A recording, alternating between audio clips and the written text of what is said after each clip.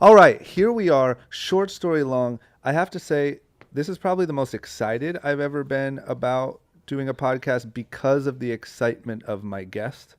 Um, you posted on Instagram our conversation. I literally almost teared up with your happiness for me asking you to be on the podcast because it really, for me, was like the fact that it even meant something to somebody meant so much to me. I don't know if that makes any sense. Definitely, yeah. But Kevion, how do you say your last name? Stirdivant. Sturdivant. Stirdivant.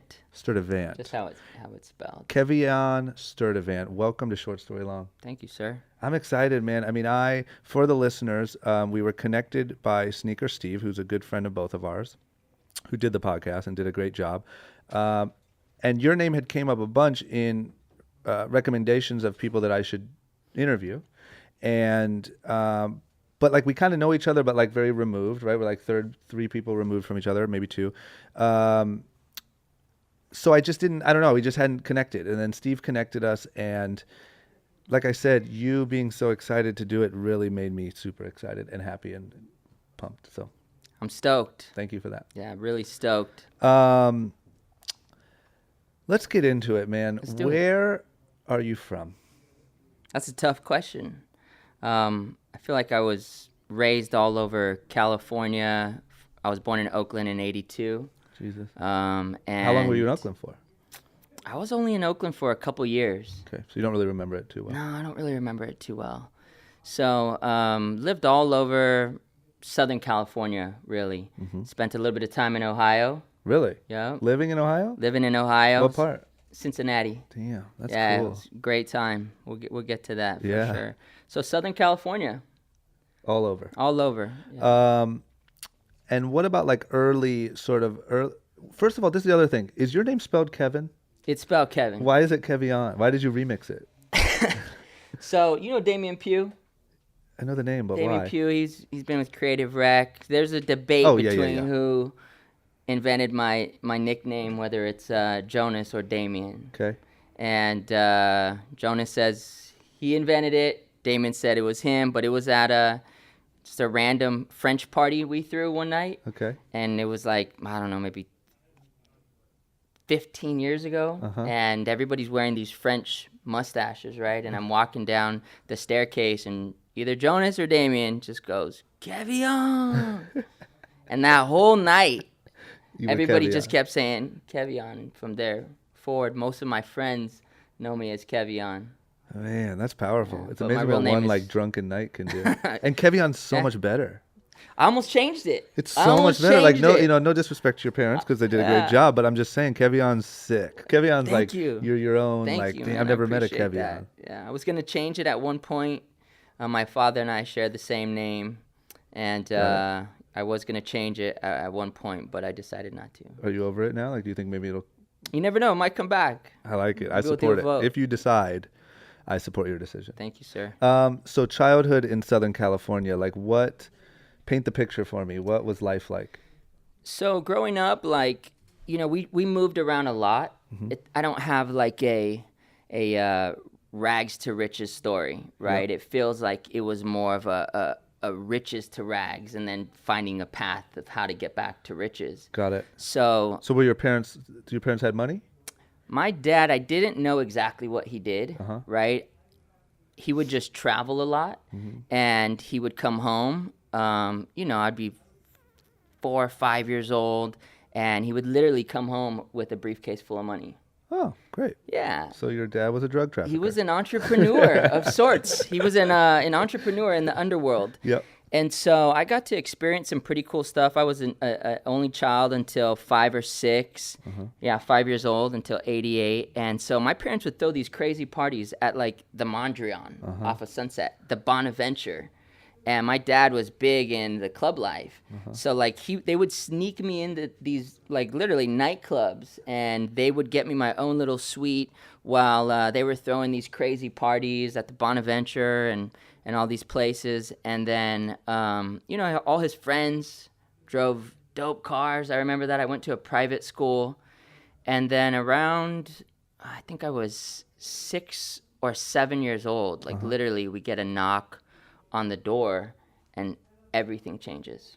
Like everything changes. My dad gets sent away, Jesus. and we're on welfare. You know, my mom's a single mom, and she told me that my dad went away to be a fireman.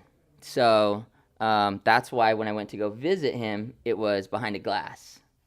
Because firemen Yeah, you know, stay you're on behind smoke. glasses. You got to be, you're around smoke all the time. There it and is. so, Tricky, man. Yeah, Mom is creative. Yeah, mom was good. And so So you literally would go visit your dad I'd go visit him. He was in prison and be like, how's firefighting school, Dad? what's going on, Dad? Like you had what's no it idea? like? I had no idea. That's pretty amazing. Yeah, I saw the movie Scarface for the first time when I was probably 10 or 11, and things started to click. Really? Yeah, things started to click. God damn it. Like, oh, Tony Montana is a Oh, this firefighter. kinda- yeah. Certain things started to click, for sure. Man, how interesting. So, how fucking interesting. Yeah. So did you just kind of put the pieces together yourself? I don't know. I don't think I really knew until I was 12 or 13, right? And so bottom line is, it was a lot. I think it was maybe 88, and it was something like 200 keys. And it was 200 keys of it wasn't weed, right? And so my dad got sentenced to 20 years. He ended up doing half of that in little bits and pieces. It was really weird how it was set up, but you know, the interesting thing that I learned from it is that my dad would send me these letters from prison, and he would be telling me about how like the different jobs that he was getting in prison. Like it was a positive thing.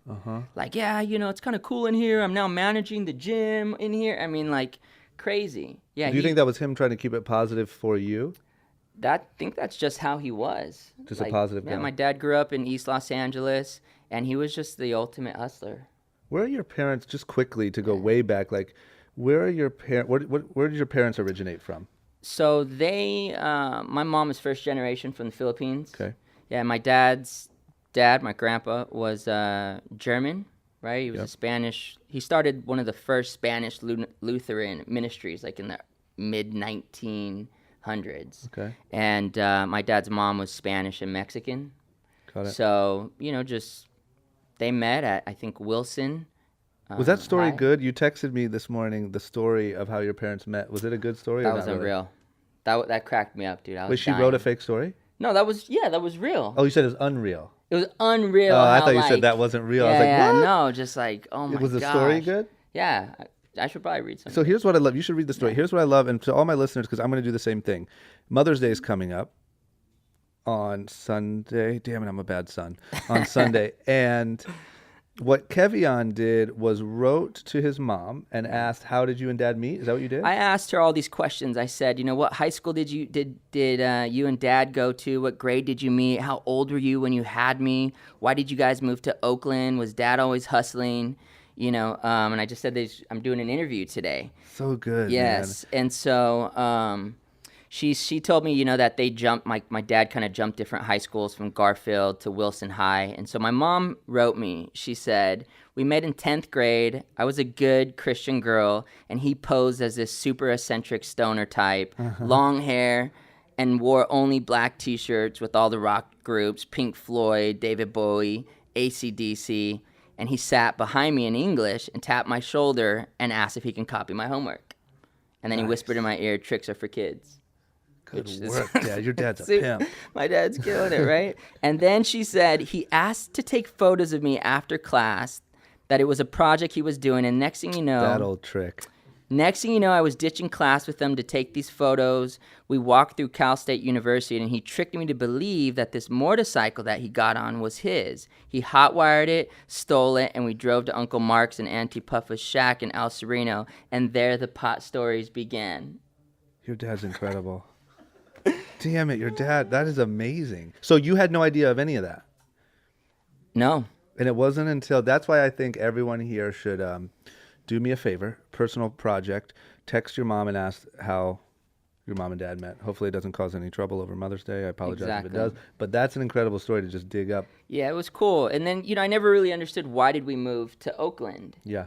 Because we had family up there, but she goes on to tell me about how they moved to Oakland because they were pregnant with me. They were barely 20 years old, and that was kind of their way of my dad getting out of the game. Like my dad had been in the game since he was an early teenager. Did they move from here to Oakland? They moved from East Los Angeles to Oakland. And to get out of the game, but then he got back in. He got back in. Yeah. This is fucking fascinating, man. Yeah. And then how long? So you were in Oakland for like 2 years, and then you came back. Came back to East Los Angeles, and yeah, it was interesting. Like my 7th, 8th, 9th birthday, I spent visiting my dad in prison. Okay, so let me ask you this too, because I'm just blown away by this. So as childhood goes on, like, did you just kind of naturally start to figure out what your dad did and that he wasn't becoming a firefighter? Yes. Like there was never like a moment of like, yo, Santa Claus isn't real, your dad's not a firefighter. You just see, and you hear things from other family members. I knew that my dad wasn't doing right. Just put it that simple. I didn't understand it, but I knew what he was doing wasn't right. Yep. And I knew the cops took him. Yep. So in my mind, I knew he wasn't doing something legal. Yep. But then he's still my dad and he's still my hero. Yep. So I think that really started to develop this like defiance towards authority. Like they took my dad. That's what I was going to ask is how did that affect you? Like, did you go through a phase of being mad at your dad? Did you go through how did you react? I never was mad at my dad until probably my mid-20s when I started really being a good father and I kind of saw and learned what fatherhood was really all about. Yep. But so when you were a kid, you just hated the cops. I hated the cops. I remember Bad Boy Club, right? What was that? Remember Bad Boy Club? How old are you? I'm 30. So you should remember. What's Bad Boy Club? Well, there was this clothing company. Panel? Anyways, Is that what it was? The flexing yeah, guy? exactly. Oh, yeah, of course. And so like we had this whole joke about the Bad Boy Club, and I remember I got him in a lot of trouble because I actually wrote to him and I told him that me and the Bad Boy Club are going to break him out of there, and he got in like a lot of trouble for that. That's funny. Yeah. So were you like a little badass when you were like super young? Like were you like on some like fuck this, I'm gonna do what I want to, fuck the police? No, I wasn't really like fuck the police. I think my mom, like I was my mom's only son at that time, and so I think I really tried to be the man like around the house and really. I mean, I think I was a really good kid. Like, I got really good grades on the honor roll, all that stuff. Yep. And then when my baby sister Marina was born, when I was 5, 6, and 88, around that same time when my dad had to go, I had to like take care of her. Yep. My mom never dated anybody else, to my knowledge. So it's like I had to really help her. She had to figure out how to work and things like that. So. That's pretty amazing. It just seems like you had a really good perspective on it, like at that young of an age. Like being that you didn't lash out, you didn't go get in trouble, you didn't go do a bunch of drugs or turn into a crazy person. You also didn't hate your dad. Right. You also didn't it just seems to be like, yo, like I don't really fuck with authority and shit, but like I gotta man up. Like that's your attitude. Yes. Times are tough. Like I gotta take care of this. Well, and I think my mom instilled or did her best to instill a lot of the word in me, right? Like my mom would have me read Bible verses and all this stuff, and I think that had an impact as well. Yeah. So what about early sort of ambitions or dreams or goals? Like what did you think you were going to be when you were 10 years old? When I was 10, man, what did I think I was going to do when I was 10? Well, my dad actually had wanted me to go into the Coast Guard, right? And so at that point, I remember thinking, like, whatever my dad wants me to do, that's what I'm going to do. Yep.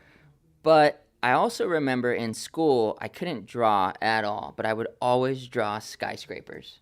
And I would always put my initials at the top of the skyscraper. Like, I could draw buildings for some reason. Yep. And so my initials are KASE, right? And so I would draw these skyscrapers with windows and everything. And it's kind of interesting that I'm in real estate. Yeah, that's really funny.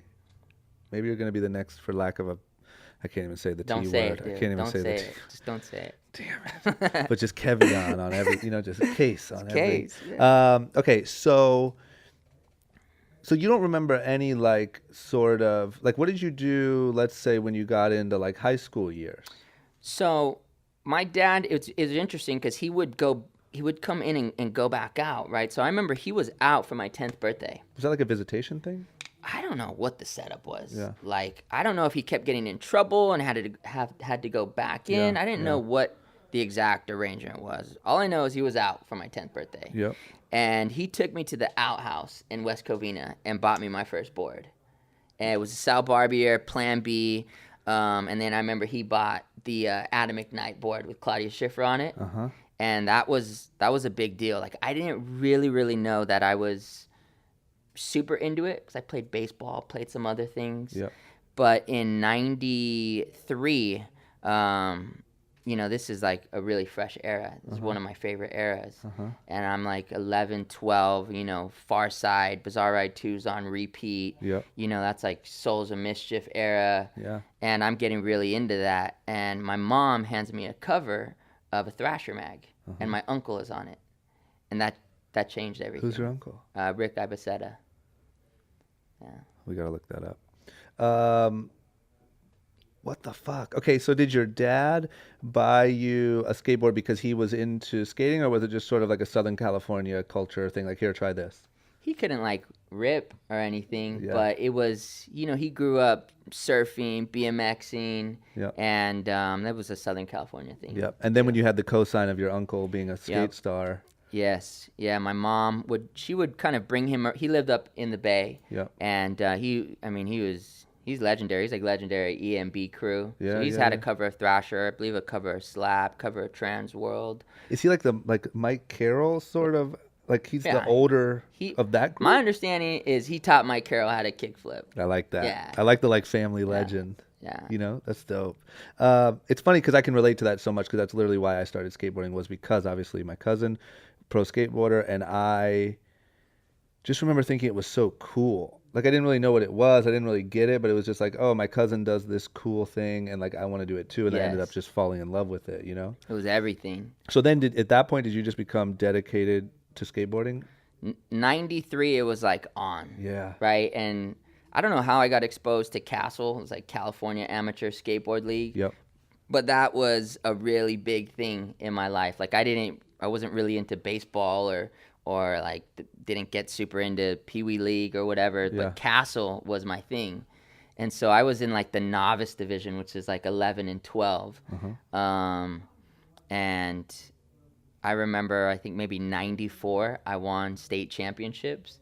And even though there was only like 6 people in my division, it was like the biggest thing for me. Funny, at that man. time. It's so funny how skateboarding just like takes over your life. It was like everything. It's not like there's kids that grow up playing baseball and blah blah blah, and like it's just sort of a segment of your life where like literally when you're a diehard skateboarder, it's almost like you're a skateboarder or you're not, right? You either quit Right. within like the first year or you keep going, and then if you do, it literally changes the way that you look at the entire world. Like everything you see is like a Everything you skate see. spot, not a set of stairs, and it just takes over your entire existence. It's really interesting. Yeah. So you were good. I was all right. I think for some reason, like, people liked me being around. I don't know what it was. Like, all my friends were the judges, which kind of helped. I don't know if you remember Ryan That's Kenrich dope. or Jason Martinez or any of these Yeah, guys, Jason but Martinez. these dudes were always the judges. Yep. And so I would go up against like Josh Brubaker, who's Mm-hmm. now the he started Clear Weather Shoes. Yep. He was in my division. He was definitely better than me, for sure. But you knew the judges. I knew the judges. Damn it, It's man. not Personality what goes you a know, long it's who way. you know. Yeah, that's so true. And so, yeah. So at was an that point, important you were. era. Did you think? Did you have a big phase where you thought maybe pro skateboarding? Absolutely. Yeah. It was it. It was the only. I had my whole dream figured out. Me and my best friend Los, like, we were gonna turn pro, and then we're gonna move to SF and open a skate shop, and we're gonna skate every day for the rest of our lives. That was the dream. In 93, 94, Yeah. 95, that was it. Man, when I moved, I remember, and I always tell this story. I don't know if I've told it on the podcast yet. If I have already, I am sorry for repeating myself. But I remember very vividly sitting on my friend's roof when I was about to graduate high school. drinking a couple 40s and saying like, I'm going to move to LA. I'm going to live in like a studio apartment, probably with like a homie or two. I'm going to work at the skate shop. And if I get lucky, I'm going to get a job filming skateboarders. Because at that point I knew I wasn't good enough to go pro, but I started to love like filming and taking photos. So it was literally like, if that happened, every dream of mine in the world had come true. Right. You're good. And then it just sort of went into this whole another weird world that I live in now. Yeah. But like at the time, it was just like, this is all I need. That was Right? it. I'm going to sell skateboards. I'm going to film people every now and then. I'm going to drink a bunch of beer. And you're good. Damn Drink it, a life was 40 so simple. and try to be on like the West Coast version of Kids. Yeah. Yeah. That's all I wanted. That was it. You're Look set. at us now, man. Look Yeah, what look at our happened, dude? to-do list. Jeez. No, but so I guess, you know, and correct me if I'm skipping anything, but sort of like, when did that dream start to fizzle out or die? Or weren't you really good friends with like the whole group of people who went pro? Crew was deep, right? So in like '94, a big game changer was one of my neighborhood friends that I skated with. We were like, okay, but what shifted it was when one of my friends found out about Chafee. And so we would take the bus to Chafee. Yeah. So it's like 96 now. And my little brother, I just realized, I think that I had a little brother. He was born in 93, but I couldn't do anything with him till he was like 3 years old. So as soon as he was 3, I was like, oh shit, I have a little brother. Yeah. My mom would let me take my little brother, who's 3 years old, on the bus 20 miles away to Chafee. Tell the listener what Chafee is. Chafee was like, man, Chafee was our Embarcadero. So if you don't skate, there's these places in the world where, like, New York has Brooklyn Banks, right? Santa Monica had the courthouse. The Inland Empire, we had that one main spot, and that was Chafee High School. And so we get to Chafee, and that's where I met JP Jadee. That's where I met Joey Brzezinski. Of course, the mayor of Chafee was Richard Mulder. Yep. You know, Ryan Miller. And all of a sudden, I'm surrounded by these legendary people. I mean, everybody came through, from Gino to Jeremy Ray to Keenan and to Costin. And now it's on. Now it's really Now it's on. And like the whole only thing I needed to do every day was go to school or not go to school, get to Chafee. As long as I had $1.07 in my pocket, it was all good. Because after Chafee, then we go to Green Burrito and you get a 99-cent bean and cheese burrito. You know, you get a water cup and actually put soda in it, and you're good. And that was it. And how did you get to and from? A friend, homie had a car or no? No, the bus. Yep. Yeah, we take the bus everywhere. And at this point, like, are you financially, your mom doesn't have a bunch of money, right? You're just sort of getting by, right? Yes, I think that's where a lot of the hustle came in. Like in 8th grade, I remember I moved into a house. So like we lived in all kinds of random places. You know, we lived in a foreclosed home for a little while in a city called La Puente. We upgraded our living situation to Chino. My dad was in prison in Chino, so that made sense. Let's be closer to at least his prison. And then we upgraded to a family's home in Glendora. And it was only a 4-bedroom home. And my cousins, the Fernandez family, there were 5 girls. So it's like me, my mom, my brother, and my sister. We move into this 4-bedroom home. And so there's like 12 of us or something. But in that environment was, I lost my train of thought. What was I saying? Hustling. Yeah, so it was in that environment in 8th grade that I would like sell all kinds of stuff. Sell anything I could get my hands on, like T-shirts, stickers. Yeah, it's interesting, man. It's just interesting, like, sort of when you go back in people's stories, like where that came from, where that spirit came from, or where that, you know, and everyone treats things differently. Like sometimes if you're shown financial comfort at a young age and then it's taken away from you at a young age, you get bitter and you never recover from that. Some people learn from that, some people whatever. It's just interesting, like how each person sort of deals with their circumstances. So that, hold on, that piece about money, should we redo that as far as like how did it come about? Like how are you doing, like getting by? Should I redo it as far as? I don't feel like, what do you got? I felt like it was good. We'll take out the one little sort of misstep of losing your train of thought, but that's it. Cool. It was good. All right. So then you're taking the bus to Chafee every single day. Life is all about skateboarding. This is in high school? This is 96, so I'm 14 years old. Got it. Right? I don't know what grade that is, ninth grade. Yep. But that's the dopest time. I mean, like, Richard Mulder took me to the premiere of Mouse. Oh, wow. You know what I mean? That's huge. Like, JP took me to a release party for Illmatic. Yep. And it was all ages. Oh, man. But I was so small, I didn't get in. Like, it was an all ages party. For Nas was there. Like, not you, not little Illmatic, guy. Stillmatic. Yep. I'm sorry. It was written. Yep. Nas, it was Yep. written. Yep. Came out. Yep. And they didn't let you in just because you were I small? was too small, and I remember I had this like Ralph Lauren sweater on, Uh-huh. and I was like, "Dude, this is Ralph." Like, and they're like, "Dude, we don't care. You're like 12 years old." But, dude, Yeah. this is Ralph. Yeah. Fuck. I was a little gearhead for sure. You were just into... Yeah, because of the music. You know, Yeah.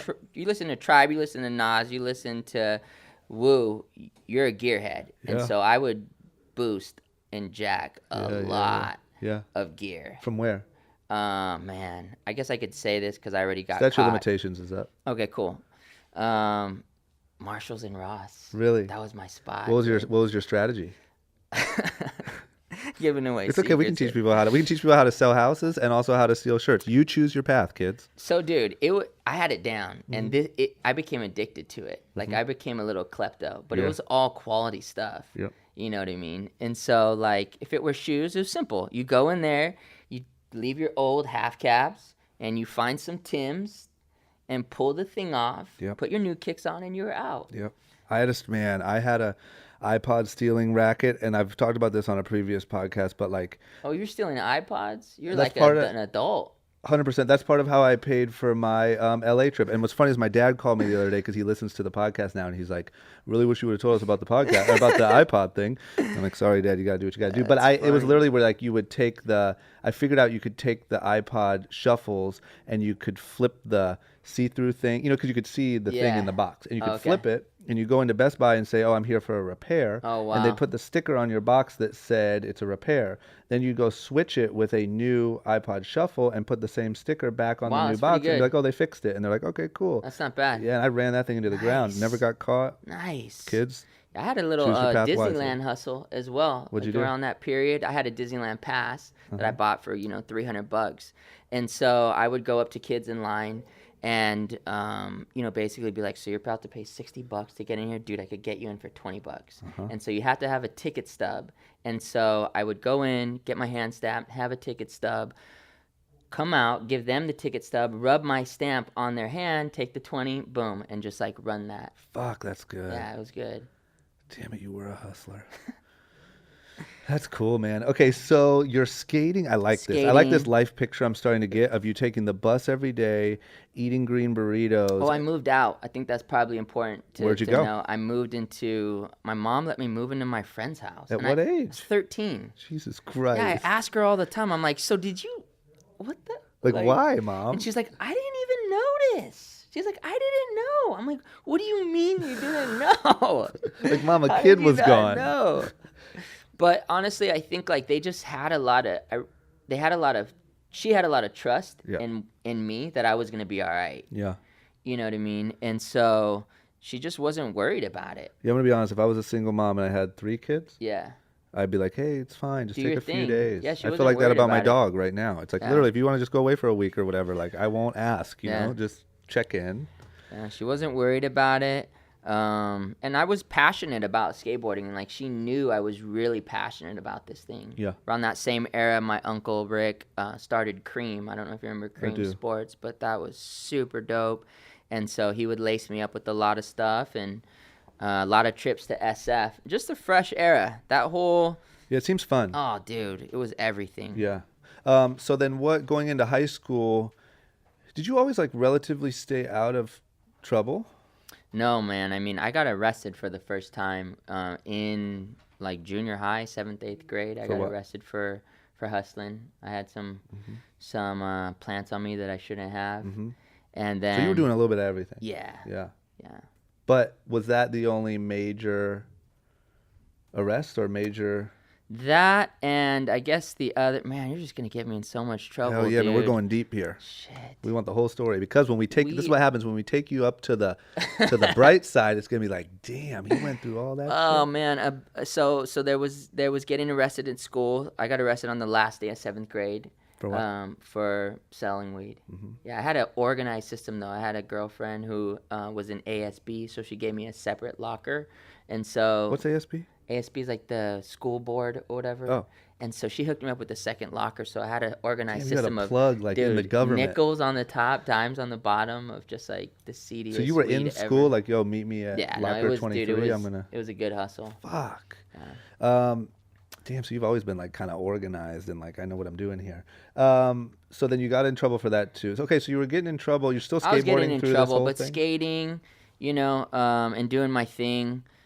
Got arrested for stealing once. That sucked. Got in a lot of trouble on a skate trip, and we caused like $8,000 damage to this hotel room. It was a pretty bad kid, dude. Once like 13, 14 hit, it was like skate trouble. It was just that era of doing whatever I wanted. Yeah. And you're still at that point. You're still shooting with the goal of being a pro skateboarder. Definitely. Yeah. Yeah, definitely. And then you dropped out of high school? I dropped out of high school. Yeah, like a couple years before that, my dad was in prison again, and he gets out, and this time he had to go to Ohio. And so for safety reasons, I was told I have to go to Ohio for a summer. And this is like 97. And this is right after I'm living in Glendora.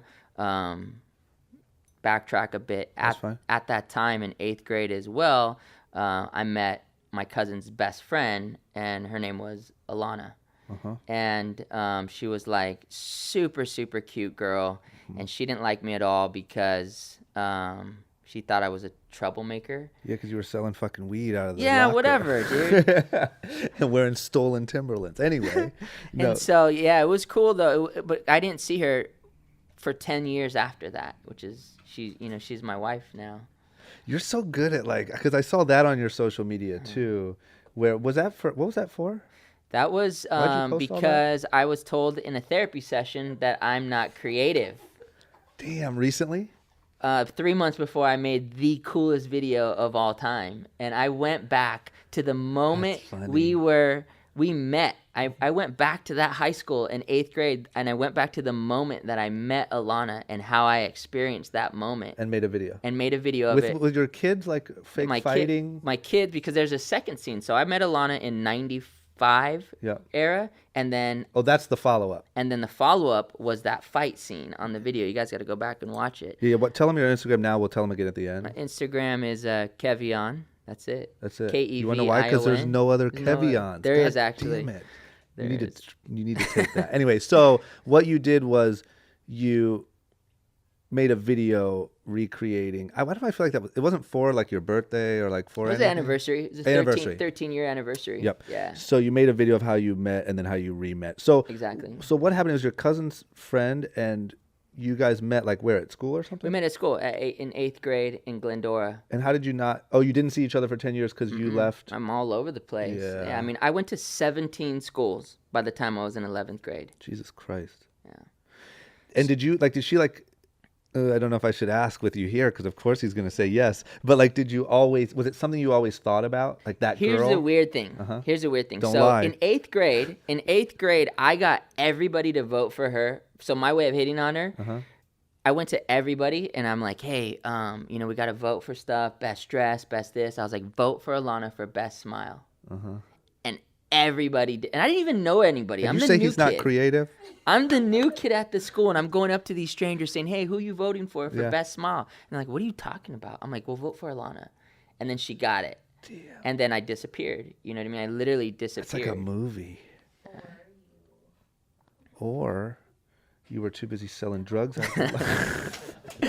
But what's interesting is I saw a photo when I'm like 5 years after that, right? Around the time I was 19. And in the background of the photo was Alana's photo that she gave me in 8th grade. Kind of creepy, I guess. Yeah. But anyways, I kept that photo that whole time.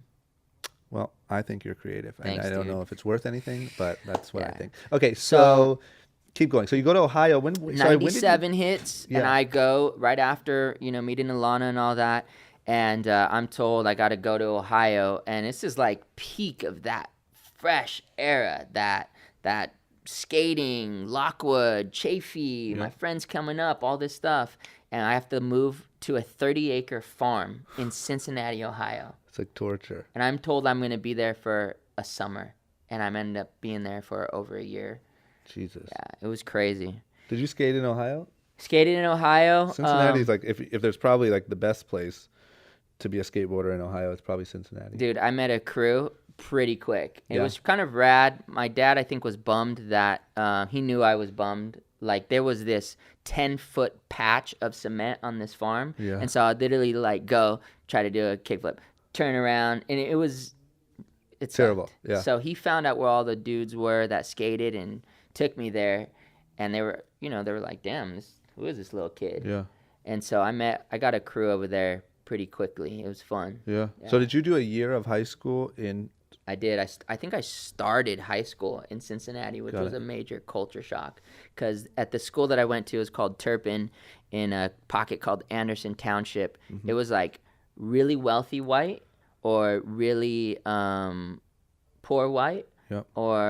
and some few black kids, Yep. and then me. And they didn't know if I was Mexican or Indian, Yeah, and that's like true. Yeah. kids were talking crap. I'd never really experienced racism. Yeah. But there was a crew there that was talking a lot of shit. And I remember it took like 2 weeks and coming home bummed every single day. Yeah.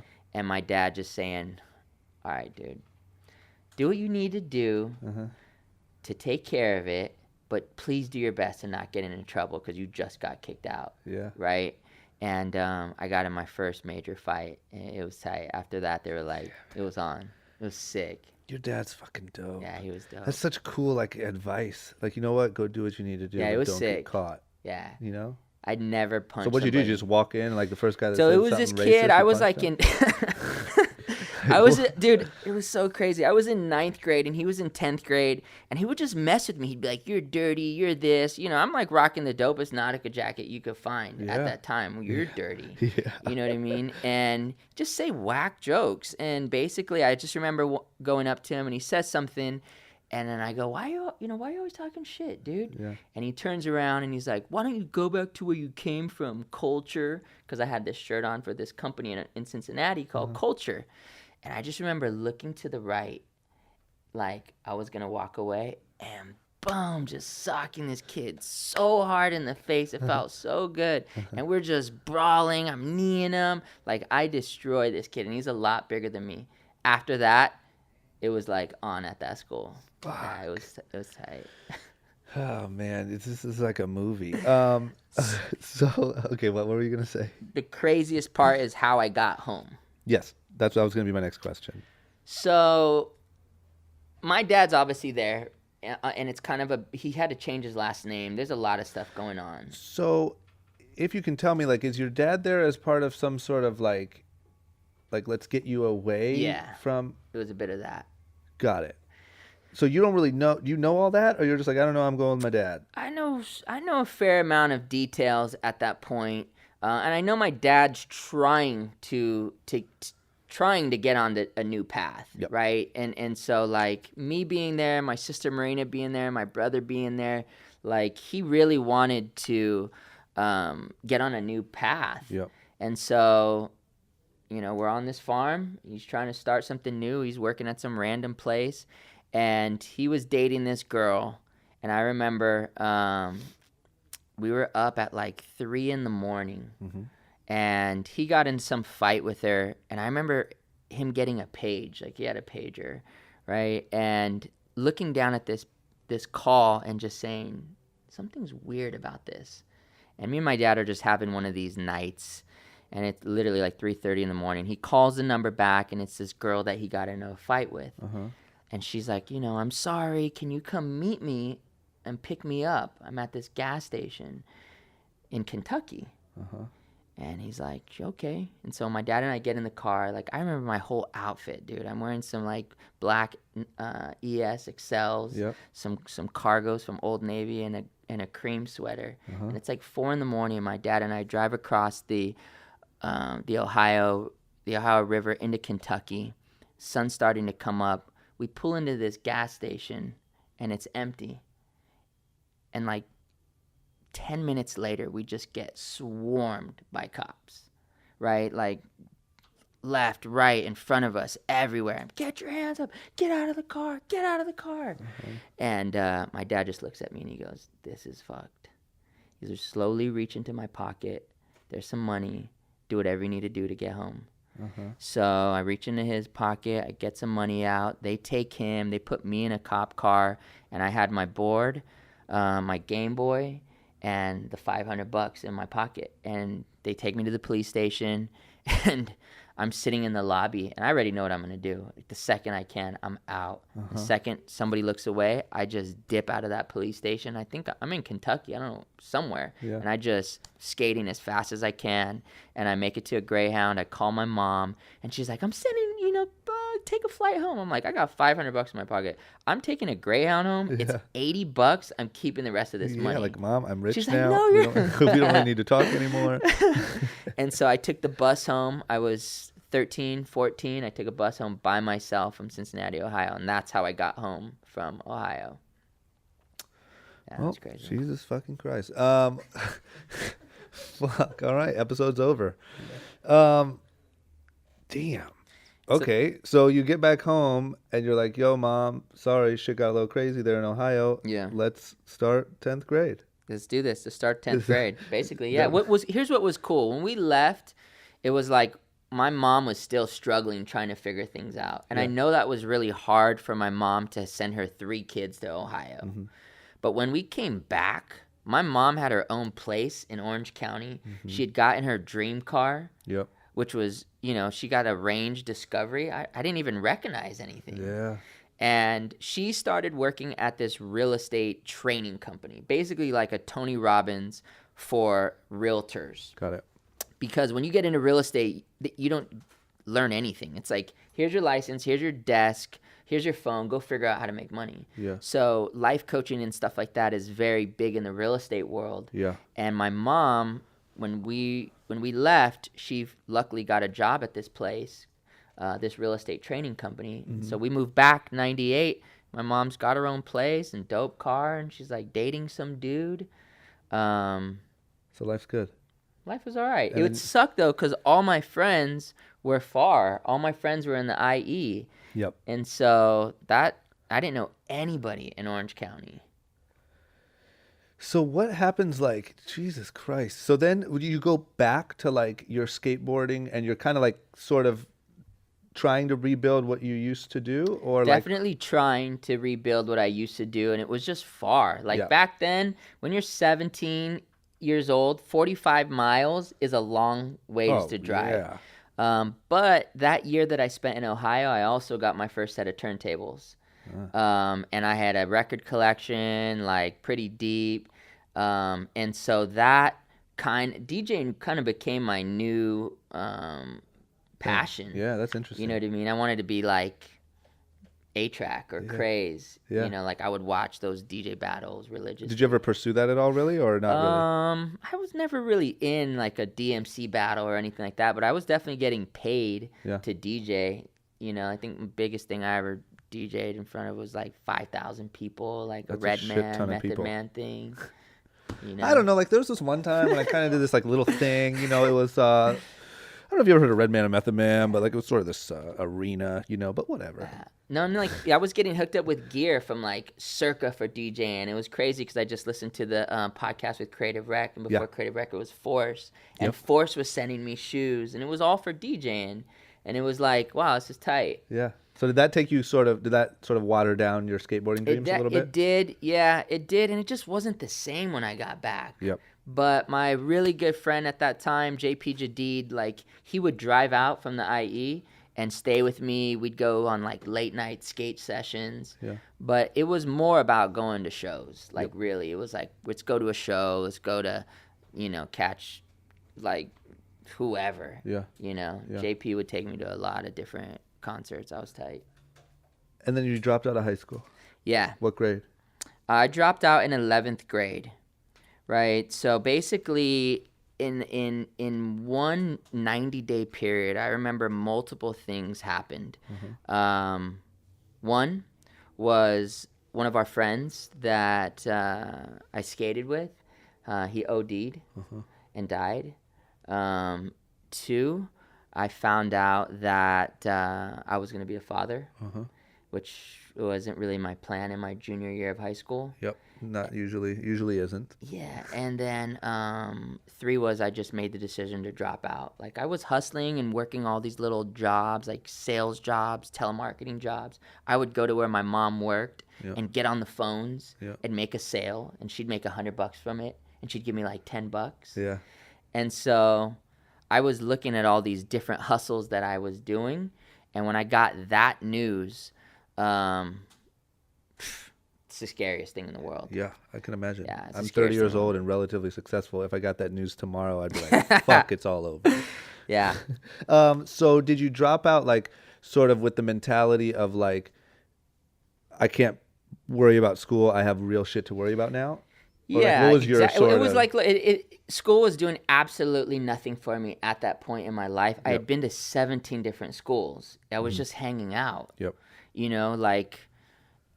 there was no value there, and I needed to make money. I think my junior year of high school, I still made like probably $40,000 with hustles. Yeah. So it was like, what am I doing? Yeah, you're just a hustler. And then, so obviously no college. So was real estate the first thing that you started to take seriously? Or like of all the hustles when you're like, oh, this is something I could actually maybe have a career in? Is that how it worked or not really?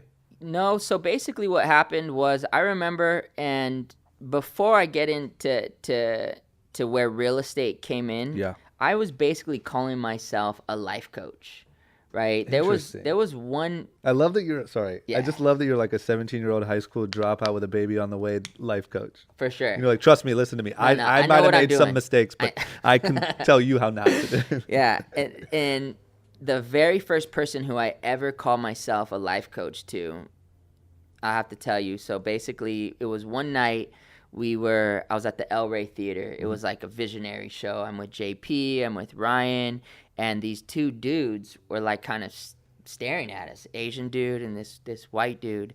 And I'm outside the El Rey with JP, and I'm like, what are these dudes staring at? And the white kid comes up and he goes, hey, are you JP Jadid? And he's like, yeah, what's up? And he's like, yeah, my name's Scotty. I'm with LRG. We want to give you some clothes. And this was maybe like late 98, 99. And I remember seeing a mixtape from LRG, a tape, like an actual tape, like a cassette tape, yeah. Like cassette tape. And thinking, and not knowing what LRG was. And I was just like, it had like a mic man on it. It had this slogan on it. And I was like, damn, this is dope, whatever these guys do. And JP was about to get on Maddox. Long story short, the following Monday, we go to the LRG headquarters, right? And dude, it's half the size of this office. And how old was LRG at that time? Like brand new? Less than a year. Yeah. And JP told them, he's like, oh, you should hook up my boy Kev too. He's a dope DJ. And they're like, all right, well have him come through too. And so we're at LRG and we're just talking and chilling. And I remember we walk out and I had this dope little Audi, I'm 17 years old. I have a Audi. It's all fixed up, A4. And I remember Jonas being like, damn, you got that from DJing? And I was like, no, I'm a life coach. Fuck, that's cool. Yeah. Damn it. I need to start using that. Like, yo, what do you do, man? Like, oh, I'm a life coach. Which was crazy. Like, fast forward years more, he would always introduce people to me as his best friend, which is kind of weird when you're 30 years old introducing to somebody as your best friend. Yeah. Or he would introduce me to people as his life coach. Like, he introduced me to Kanye as his life coach. And I remember Kanye, like, looking at me like it was weird. Yeah. Like, what the fuck? Also, I shouldn't say that in this part. I won't say that in this part. Okay. Well, let me just say this. For the rest of my life, whenever I refer to you, I'm going to refer to you as my life coach. Dope. Whether we're together Hell or yeah. whether... Thanks, probably man. tomorrow on my Instagram caption, you. I'm going to be like, yo, new podcast is up with my life coach, Kevion. Sick. Please do. That's incredible. So did he not even? That's when you first met Jonas. That was when I first met Jonas. Like, that is such a life-changing, because for the next 10 years, 99 to 2010, my life was LRG. Yep. Like, people didn't know if I worked at LRG, if I was a real estate dude, yep, or if I was a life coach. Yep. But what I put out there the most in that 10 years was LRG. And I never once got a paycheck from LRG. And what, it was just anything, right? It was just like, you're just in the mix, and like if it means you're doing a marketing thing or you're connecting people or you're like whatever it is, you're just part of it. Part of it. And what was cool is that he made me part of it though. So like we met that time at I tell him they're at the LRG headquarters, size of your office, right? Like, yo, I'm a life coach. And he's like, damn, what's that all about? I'd never told that to another human being. Yeah, so you're like, I don't really know yet, but I remember telling him, I'm like, you know, basically I help people get from where they're at to where they want to go. And he's like, damn, that's tight. I need that. And he's like, you should come through my house sometime. I'm like, yeah, for sure. And so it gives me his number. And I remember the funniest thing was interesting is he lived 2 blocks. He was renting a room from this dude that had a skate shop in Costa Mesa. Uh-huh. He had no car. He was renting a room from this cat. And he lived 2 blocks from where I lived at with my mom, which was tight because I hardly had any friends. Yeah, it was just random though, because he's like, I go there, I get to his house, and the garage is open. He's like, you lift weights? And I was like, nah, I don't really lift weights. He's like, we should lift some weights. I'm like, did he lift weights at the time, or he was just aspiring to? You're supposed to be the life coach, right? Yeah, so like, hell yeah, we should lift some weights. Let's lift some weights. Yeah, that's number 1 on my thing. That was part of my plan. And so we're chilling. We do that, and then we go inside, and he's like showing me all this stuff, like really kind of putting me up on game. He's like, have you seen these kicks? And he's showing me like these Air Maxes I had never seen. Yep. And he's like, you ever heard of this group? And it was a Thievery Corporation CD. I'd never listened to anything besides hip hop. Yep. I was like, wow, that's tight. Nah, man. He's like, take this, just giving me stuff. And we just kind of vibed out and talked about the life coaching thing. And he's like, look, dude, like I can't pay you for this, but I'll give you whatever gear you want if you just help me with your goals. Yeah. Like help me set my goals. Yeah. You know, I've never set any goals before. And so I was like, yeah, dude, I got you. Like I love the gear that you guys make. I'm down. Yeah. He's like, all right, tight. But the very last thing he did before I left the house was what really kind of embodies who he was. And so, mind you, like I'm literally like LRG what do you do? Nothing at this time. Uh-huh. And you know, he's not like, he was lifting weights, obviously trying to get in shape. He wasn't like in shape or anything. And I'm walking out the door, and he's like, yo, take a couple of these. And he gives me a couple headshots of himself. Where he got these headshots, I have no idea. And he gives me a couple headshots, and with the straightest look on his face, he goes, give these to any birds you know.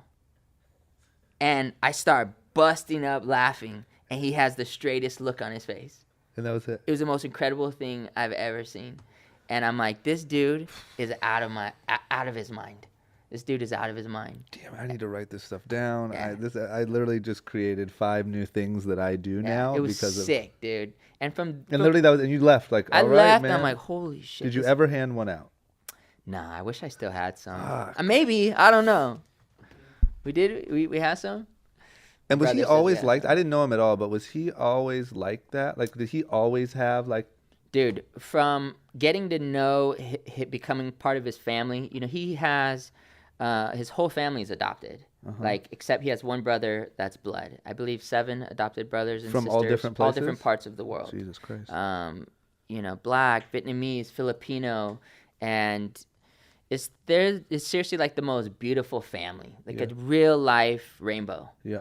And they didn't grow up with much. You know, his parents like were teachers, and it wasn't easy, but everybody that knew him before, like I text so many people last night, yo, what's your favorite Jonas story? Yeah. And one of his friends, Matt Sheridan, texted me back. He's like, dude, when he went to prom with this girl and all he wore was a bow tie. Like he wore a bow tie to prom, and that was it. But like, well, he wore pants. Okay. You know what I mean? But like what kind of pants? What do you mean? He just wore pants and a bow tie, and that was it. Like he knew, dude. No like, shirt. No shirt, just a bow tie. Damn it. Yeah, he was. And they let sick. him, like, they let him. They let him do his thing. Yeah, they let him do his thing. Like, Holy fuck. confidence, creativity, the funniest cat, like, hilarious, the wit. Like, he could destroy you, make you feel so low and so inspired at the exact same time. Yeah, It was yeah. incredible. Yeah. Holy cow. Yeah.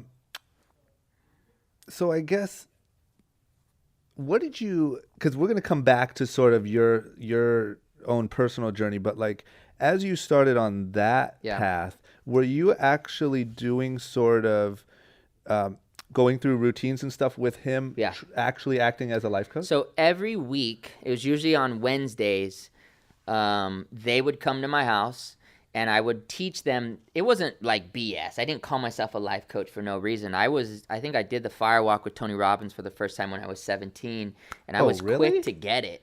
So Jesus Christ, he's been firewalking for that long? Dude, way before that even. And you, Yeah. fuck. I think his first steps on earth were actually Out on of fire. the womb onto Yeah. fire. Yeah. Okay, so I have so many questions, but I'm going to try to like condense them and actually tell a good story here. So did you first get sort of put on to life coaching because of your mom's situation? So my dad sent me Tony Robbins' book from prison when I was 13, right? And then also he would introduce me to these things called visual, I have some visual imagery, something like it. When I was skating in Castle, Yeah. I would draw out. I would go to the venue and Yeah. draw out the box is here, the pyramids here, the bank is here, and I would draw out the course and then write my lines and then sit there and visualize like what Oh, it tricks was I were like gonna. yeah. And so I got that stuff from my dad. Got it. But then my mom got really into it when we were gone and moved to Ohio. She got really into all the personal development stuff. And then you came back and she had all this shit. Yeah, and I just rebelled instead of like catching on to it. Yeah, that's fucking interesting. Because I'm a big fan of like self-help books and some of Tony Robbins stuff and whatever. But like, I still have this piece of me that's like, it's all bullshit. You know what I'm For sure. saying? Like, Yeah. I still battle in my head of like, no, it actually does work, or no, it's a bunch of horse shit.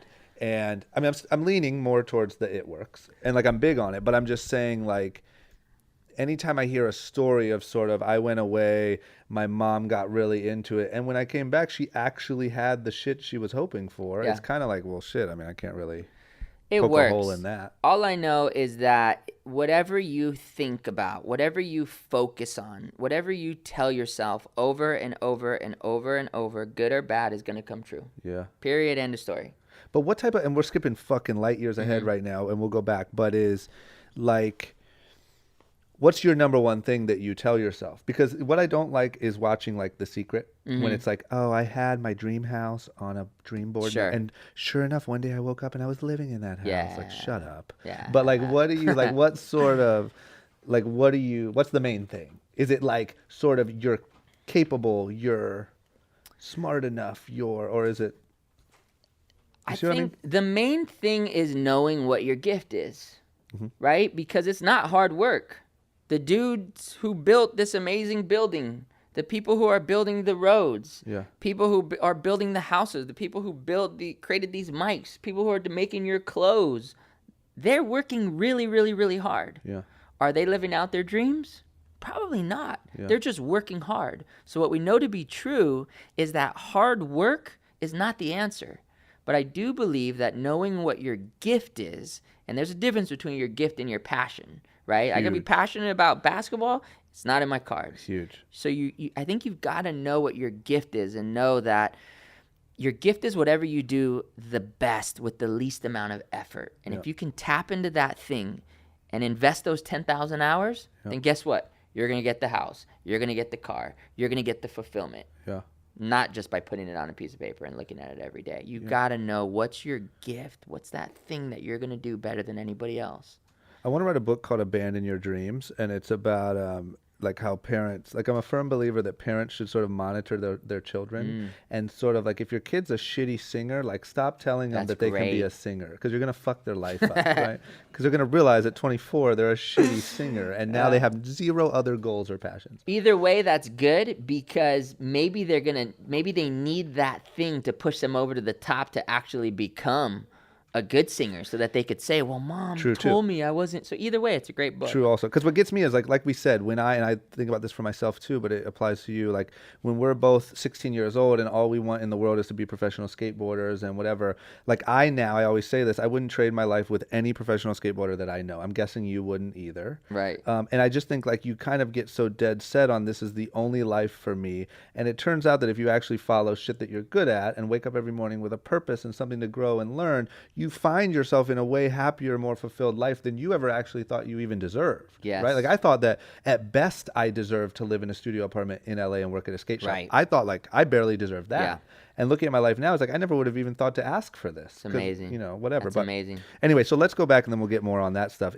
So you're actually you had already got into the life coaching stuff, gone to the Tony Robbins stuff, and you were really into that. So then when you started working with Jonas, you were actually doing things, setting goals, so like my strategies business card for LRG said team coach. And so every Wednesday, so I ended up getting the job where my mom worked at also because, you know, I had a kid, right? My son was born in 2000. And so I'm 18 years old and I'm like, Mom, like you're giving me $10. You're making $100. Some of the sales that I've made for you, you're making $500. So I just kind of went past her a little bit and went straight to the sales manager. And I was like, look, dude, I'm about to have a kid and I already know these scripts. You see me showing up here after school, making sales for my mom. I need a job. And he's like, well, what about school? I was like, I'm done. He's like, you're done? Oh, why didn't you tell me that? I was like, yeah, I'm done, dude. Yeah, finished. It was great. So I start working there in 99, 2000, and at the same time after work, usually at least once or twice a week, Jonas would come through with the whole crew. I had a whole, I'm 18 years old. I had a whole whiteboard in my room at the time. I still lived at home with my mom, obviously. And I would write out different ways to believe in yourself, how to set goals, how to write visions. I introduced them to something called the 7 equities. So like, I'll just show it to you, but if you zoom in on that, it's pretty crazy. So those are Jonas's goals that I've never put those like publicly anywhere. I don't want to, but I'll show you. So those are his goals that I got him, and I have the same ones from Scotty and Mikey, a lot of the original crew, on the 7 equities. So we would write out goals 5 to 10 years out, and I would get them to be specific about what they wanted out of the 7 equities, which is mind, body, soul, family, friends, business, and money. Jesus Christ. And it's crazy looking back at that because those goals, he destroyed those goals. Like he murdered those goals, but they were so big at that time, I remember. Man, that's cool. Yeah, that's fucking cool. And you just came up with all this shit? No, I learned it. You know, I didn't come up with any of it. I learned it through. But I mean, you came up with like, we're going to sit down. You knew what the 7 things were, right? But you're like, we're going to sit down and carve out yours, and this is what we're going to do, and blah, blah, blah. And you're doing this all just for fun. Just for the gear, really. Like, I loved LRG, and I knew that they were going to go somewhere crazy. Like, I knew it, mainly because of who Jonas was. Yeah. Like, I knew that they were going to be legendary. And I wanted to be a part of it by any means. And so even if he didn't give me the gear, just to be in there and like see it. And there was never a day when you're like, hey, bro, I noticed you did 50 million in sales this year. Just wondering. Dude, he looked out for me so much. Yeah. And I'm pretty sure my grandma still has bags of LRG that she hasn't opened yet because they had the women's brand for a while. Yeah. I mean, and he was my son's godfather. He was one of the first people I told that I was going to have a kid. Yep. And so he was also my first son Eli's godfather. It's crazy. And dude, I got to experience it all. He would take me on trips and just, I didn't have to be involved with like the nitty gritty stuff that was going on. I did my own thing in real estate and personal development. Yeah. So it's just crazy. I feel like most people would like, you just reach a point where you're like, yeah, I get it, but like I should probably start asking for some shit. You know what I mean? Like that's pretty incredible. That relationship, that whole thing is pretty amazing. I just felt like that would affect our friendship. You Yeah. know, if I got on payroll or something, But that's where most people flip, right? When you're talking about the amount of business that LRG was doing, Yeah. most people stop caring about stop putting the friendship first and Right. put the like, well, I don't know. I mean, Yeah. you know, which it's amazing. Was there anyone else that you ever worked with that like thoroughly, or was it really just Jonas? Richard Mulder. Yeah. Yeah, Richard Mulder. And a lot of other just young kids. Like, I've always been really passionate about working with the youth Yeah. on how to do this stuff. And I've gravitated to them more. And I think they've gravitated to me because it's like, who am I to be doing any of this stuff? I just got lucky. I just got handed the book. You know what I mean? So I've worked with thousands of young kids, and we'll get on to something that occurred with a program like that in a little bit. Yeah. But that 2000 to 04, 05, I left that real estate training company place around 03, and I physically started selling real estate. Yeah. Can I take it back to a really basic question? Yeah. What's the test to get your real estate license? Is it simply like legalities and shit? Basically, yeah. Is it super easy? I failed that test more than anybody that I know. Because it's hard, or because you didn't? Because I have horrible study habits. Yeah. Most people pass it on their first SAM. When did you pass yours? Second? It took me my second time. Second time. Everybody. How many did it take you?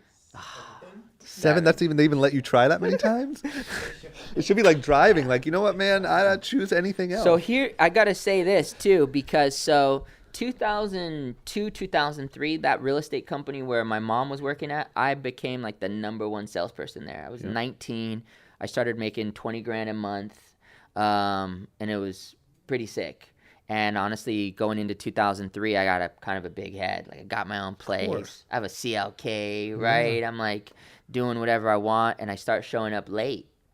And I kept getting warned that, dude, because you're the #1 salesperson, you have to be early. I'm like, whatever. Yeah. And then one day I get called in from the big boss. I didn't even know the big boss actually was ever in that zone. And they're like, Keven Stirdivant, blah, blah, blah, blah, wants to see you in his office. And I go into his office. I'm like, oh, shit, Keven might be even in this place. Like, this guy is highly influential in the real estate world. Yep. And he puts a penny on the table. And he's like, you see this table? This is my whole company. You see this penny? This is you. This is the difference that you make in this company. And he flicks it off. He's like, I want you to pack up your ish, get the F out of my office, come back in 30 days, and maybe I'll give you your job back. I was like, oh. Dude, I was making 20 grand a month. Yeah. So I made some 200 grand in 2002, and I maybe had 7 or 8 grand in my account. Yeah. I'm spending all of it. Yeah, I never 100%. think this party's going to end. Yep. So now you're just screwed? I'm screwed. Or I 2003, I am screwed. I'm like, F that guy. I'm never going back there. I should have gone back there. Yeah. I should have gone back in 30 days and asked for my job back. Yeah. But I basically spend a year because I was like, I'm going into real estate. I'll have my test in 30 days. Fail it. Shit. Failed it. Failed it. So each time I failed it, I wasted 90 days. You have to wait 90 days? Back in the day, you did. In 04, 13 years ago. So you took it 7 times with 90 days in between Dude, each one? Dude, it took me a year. Holy fuck. That's a story in itself. My 3-year journey to pass my test. It was unreal. It was unreal. And so I'm basically getting paid under the table to make cold calls for other real estate agents for a year. Yep. Finally passed a test in 2004, and I had developed a name in the industry, so I had multiple people like, Kev, you got to work for me. Kev, you got to work for me. And I had 2 issues at the time. Number 1, I looked really young, and that was a fear for me. Yep. And number 2, I didn't have any money. I was check to check, and I knew that it was going to be at least 100 days before I was holding on to any money. So my whole life, starting from 16, 17, I learned about affirmations. And affirmations are when you say, like you say, oh man, I'm sleepy. That's an affirmation. If you say I'm a legend, that's an affirmation. Yeah. Long story short, I created these 2 affirmations in 04. And one of them was, I, Keven Stirdivant, easily and effortlessly attract the perfect pearl white 745 Li with tan interior and 22-inch HREs for absolutely free, and everything I do allows that to happen. That was 1. And I created that because I knew that if I had $100,000 7 brand new and the body style changed, I'm good. No one's going to say nothing about my age. Yeah. That was what I thought at the time, at least. Number 2, I said, I, Keven Stirdivant, easily and effortlessly attract $25,000, and everything I do allows that to happen. I didn't care where it came from. I didn't care how it came. That was my affirmation that I started saying in the beginning. Every day for over 100 days, I said that. Were you asking for one payment of $25,000? Yes. I needed it. Why I needed 25? one check because my expenses were $6-7 grand a month. So I'm like, I'm not going to see any money. Oh, so you just had to get by. I need 100 days so I can fully pursue this thing. Yep. Passed the test finally, April 2004, and a grip of people are calling me. And this one dude, I'm living in Beverly Hills area at the time, Santa Monica, and a guy in San Dimas is like, Kev, you got to come work for me. I was like, dude, I'm not going to San Dimas. Like, I've worked too hard to get out of there. The guy not going back. And he goes, tell me what it's going to take. Tell me what it's going to take. I was like, I'm being sarcastic. I'm like, I don't know, dude. Give me 25 G's and give me a 7 series. Maybe I'll think about it. God damn it. Did he do it? He calls me the next day. He's like, hey, when we were talking, you mentioned something about 25 grand. Were you serious? And I'm broke at the time. And I'm like, I don't know why. He's like, look, I can't get you a $100,000 car, but I could give you 25 grand if you're willing to come and sign a contract with me for 2 years. And I'm like, oh, what? I was not thinking like that it was going to come that way. Yeah. And so my friend at the time was like, hey, if he's willing to give you the 25,000, I bet you anything you could get the car. So I come up with this whole reason why I should also get the car. How many homes I'm going to sell, the difference I'm going to make for your company because I'm now coaching people and the value of the coaching is $1,000 a month. So times 10, that's $100,000 worth of coaching. If each of those people adds one deal to their current production, we're talking 30 mil in closed volume. I'm adding plus 100 grand in coaching, plus this, plus this, plus this. At the end of that meeting, he's like, let me think about it. Calls me the next Monday and he's like, check your fax machine. Yeah. There's fax machines back then. And it's this thing that's coming up. And it says a sale BMW at the top, Monrovia. And it says, pick your options. And it was white. And it was a brand new 2004 with 0 miles. I called him. He's like, if you're willing to sign a 2-year... Mind you, I've never sold a house at this time. I've never seen the purchase contract. I've never seen a listing agreement. All I had was this rep that I'm a great closer. Yeah. I just put my marker through every single option on the right side. Boom. I mean, like, massage seats, dude, champagne holders. Yeah. And then the next week, it was right after my 22nd and I get the check. A $25,000 check. This is unheard of. People, you don't get sign-on bonuses in real estate. Yeah. Especially when it just took you 5 months to pass your test. Yeah, I just found the footage of JP driving me to the BMW dealership to pick it up. So you get the check and then you go pick up the car. I pick up the car. God damn it. So then Yeah, it was sick. It was pretty tight. We need to work on some affirmations as soon as this is over. Let's do this, dog. Holy cow. Okay, so at that point, do you by any chance also feel like you have some sort of magic powers? Because I feel like if I was your age and I just got all that stuff because I set it into a mirror for the last year straight. My ego was so big. I was so repelling looking back at who I was at that time. Oh, God. That's funny. That's really, you were just an asshole. Oh my gosh. Alana loves to remind me about who I was at that time. Were you guys together at that time? Oh, so man. here's the you had to story. deal with Check him this being out. an Check asshole, this huh? out. This is crazy. What's up, babe? King's home. No, basically. Pretty much. No, dude, like so check that. this out. So, passed the test middle of April. My birthday passes. I turned 22. Alana and I haven't seen Alana since 8th grade. Mm-hmm. And I had a crappy 22nd birthday, and I'm talking to my mom about some stuff. And she goes, you write out goals about your car, money, where you want to live. I had a penthouse downtown LA at the time. I'm 22 years old. And she's like, how come you don't do that in your relationships? You have all these crazy relationships. Yeah. I was like, Mom, that's different. That's not the same thing. She's like, no, it's not. It's not different. It's the same thing. I'm like, all right. So that conversation kind of resonated in my mind. The next day I'm at this skate shop and I'm walking out of the skate shop and I see the cover of this magazine and it's Alana. 8th grade Alana, who I had a huge crush on. I was like, oh shit, crazy. I grabbed the magazine and I'm reading her interview, and her interview is on page 23. 23 is my number. I was born on April 23.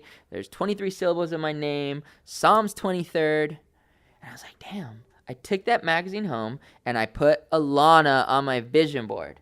And I made that vision board on April the 28th. And then I wrote out, I'm stalling because I was going through this Brooke Burke and Tara Patrick phase at that time. Okay. And if you look at both of those people and morph them together, anyways. God damn it. So, can I just ask real quick, why was she on the cover? You were a model or something? Can we talk about that? Oh my gosh. Was it? My friend did modeling, and it was like this random like magazine in the IE, and she's like, you should do it. They're looking for models, and I'm like, okay. So I ended up doing it, and it got mass produced and went to like every single skate shop, everywhere in the IE, and it was like the front page. It was a magazine called Skinny. It like lasted for a little while. I think I remember that. Yeah, it was like based on girls at first, and then it became like real like music. Yeah. More music, more. So you just happened to do this I shoot, just and then you happened My to, friend asked me to do it, and it was like, because the universe was all conspiring for Kevion to have the That's perfect it, life. man. That's why you did it.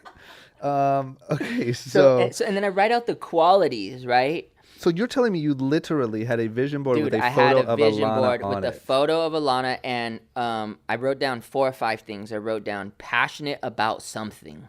Okay. Right? I was basically looking at all my other relationships and what wasn't working. And so I wrote out passionate about something. I wrote out good family values, right? And those were like the main 2. And trustworthy. Yeah. Those are like the main things. Passionate about something. At least you're realistic. Like, it's possible. It's possible. Yeah. So, But she just happens to be this exact human being. yeah. And that's it. I kind of leave that alone. And then next thing you know, it's Cinco de Mayo, and I'm living downtown LA at the time. And JP again, he's like, "Yo, come with me to this party that utility board shop's doing." I was like, "Nah, I'm good, dog. Like, I'm just gonna chill." And 5 minutes later, after just looking at the wall, I go to this party in Pomona, drive downtown. I'm there. I'm like on another level. This is where that video was made, that reenacted. Yep. And I'm leaving the party, and I look, and I'm like, Alana? That's a 10-year gap to 10-year that? gap, yeah. I saw her one time randomly, but that was it. Okay. And then the whole story happened where there was some sort of fight, and then you were walking away. That's when you saw her across the street? I saw her, watched and the whole I was video. like, I was man. a big fan of the video.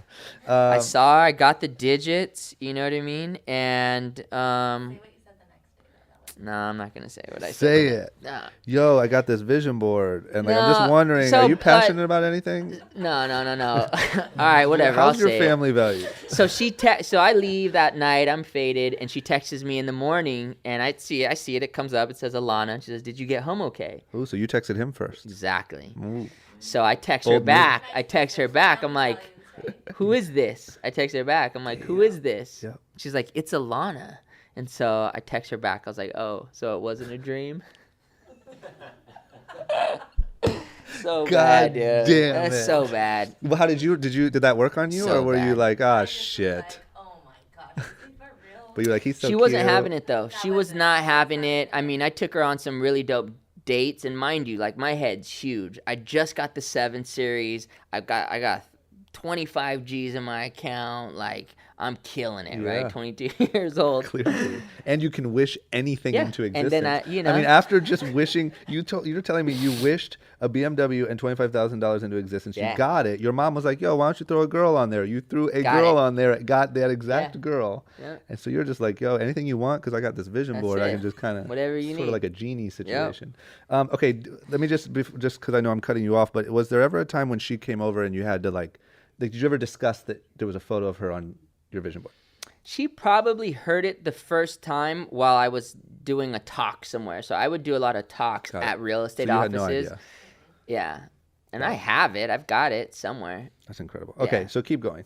So this era here is like every era of my life. There's a soundtrack, right? That Yeah. mid '90s is like Far Side, Souls of Mischief. Late '90s is like Sound Bombing, Quali, that whole era. You hit 2000 and 2000 to 2010, where LRG is just taking over the game, and my real estate career is starting to blow up. Early 2000 to mid 2000, it's like Cameron, Just Blaze, Kanye, Blue and Exile, LRG era, Aloe Black.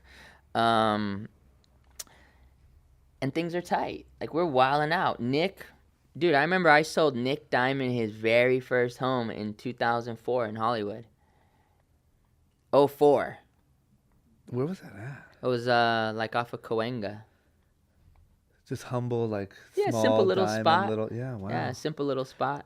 So, I wonder if you can play. Can you play? Make a note that I'm gonna go off script here or whatever. But like, we should figure out if you can play other people's music during podcasts. Like, can we play like some of the theme music while we're talking about? So should I redo? I kind of bounced around. No, it's good. We'll just like if it's possible and if I can mix it right, we'll just put like one of the songs. That was sort of exactly playing what in the I was background. thinking about. Yeah. When I was coming up with this, I was like, it'd be tight if there were like instrumentals in the background. Yeah, I think you because can do that. I don't think there's any licensing rights issues there, right? in this era, I always, and it's funny, I was talking to Brian Atlas about this the other day. I've always wanted to create this like mixtape, and now that I put it out, someone's probably gonna do it. But Yeah. just so you know, it started here on Short Story Long. We have it recorded. Yeah, we have it recorded, dated. But what was the? It was just there's been different names for it, but just an inspirational mixtape with like all the best thoughts from the dopest people, but with instrumentals in the background. Because I've Yeah. always listened to Earl Nightingale, Tony Robbins, Brian Tracy, and it's like it'd be great if there was some music behind it. Yeah. There's a couple people doing that. Like Yeah, that I guy, agree. It's Eric almost like how do you Thomas. cool it up a little bit? Yeah, you know? yeah. But you could be the guy to do that. We'll get to that. But so I guess then you can wish anything into existence. You have your car, your dream girl, your $25,000, and then all of a sudden things start taking off. Real estate's taking off. Real estate's going LRG's nuts. taking LRG's going nuts. off. And you are completely and fully feeling yourself, right? Oh, I'm the dopest dude to walk the earth. Yeah. I remember really thinking and probably being faded certain nights with the crew and just being like, man, like if we really are like the freshest crew like on the In whole the world. Western Hemisphere, basically, Yeah. right? Like just feeling ourselves. Yeah. So funny. Which arguably you were. It was a pretty I'm just tight saying, crew. like Dude, it was a fresh crew. not to pump up old cocky Kevion, but I'm just saying, not to bring him back guy's out of the long box. But gone, I'm just saying, okay? I'm saying arguably, it'd be hard It to was a find a fresh group of crew. people that were doing it harder at that time. I think. And really, I personally was not doing it that big. Like I was. Yeah, but you would just.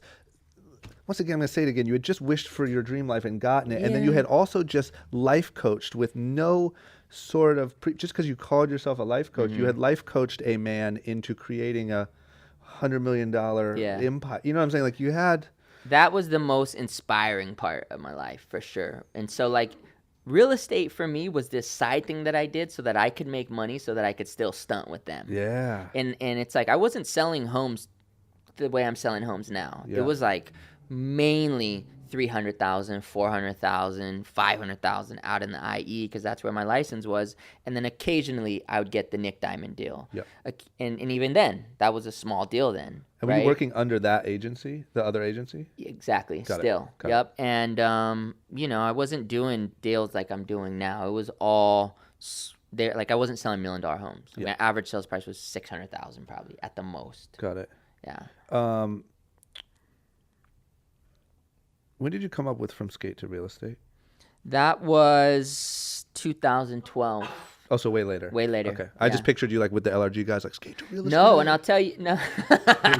You know, like who wants no, a bottle? no, whatever. because I never talked real estate back then. Got it. I was their team coach. I Yep. talked inspiration, goal setting, mindset, and then we talked about LRG.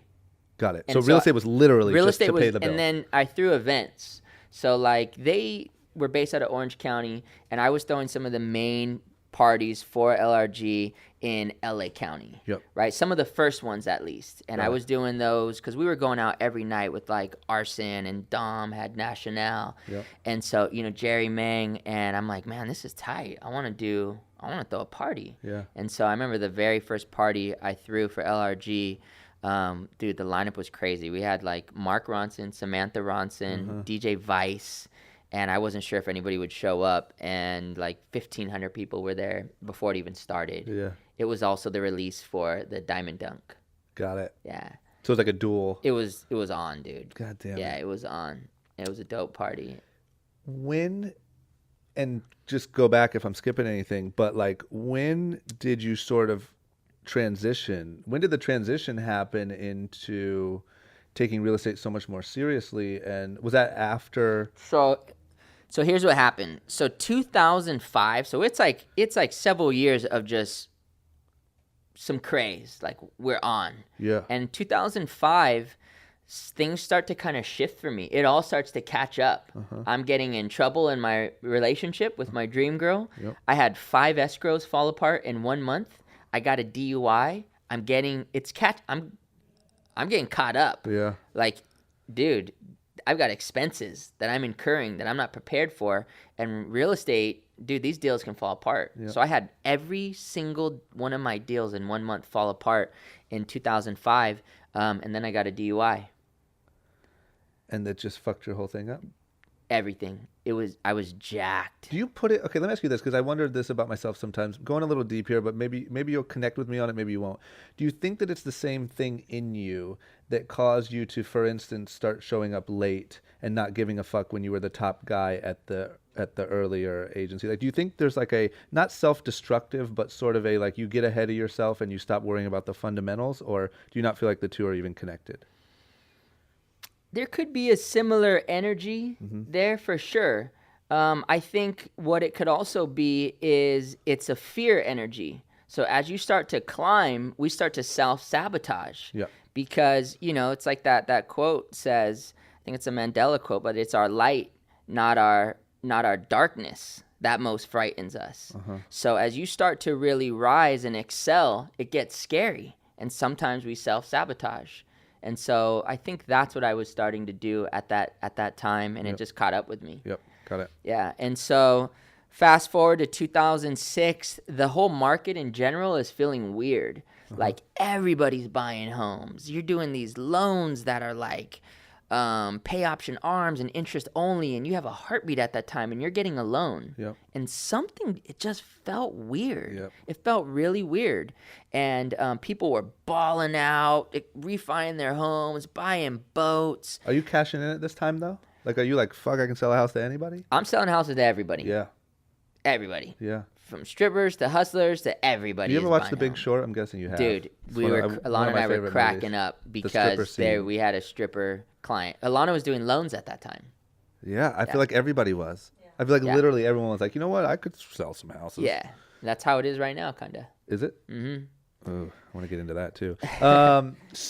So you were doing it, but you knew, like, did you almost feel like this is too good to be true, or something's just a little weird I just wasn't here? feeling it. I knew that I was supposed to be doing something else, right? Like something was missing from me in real estate. It was starting to feel gross. Yeah.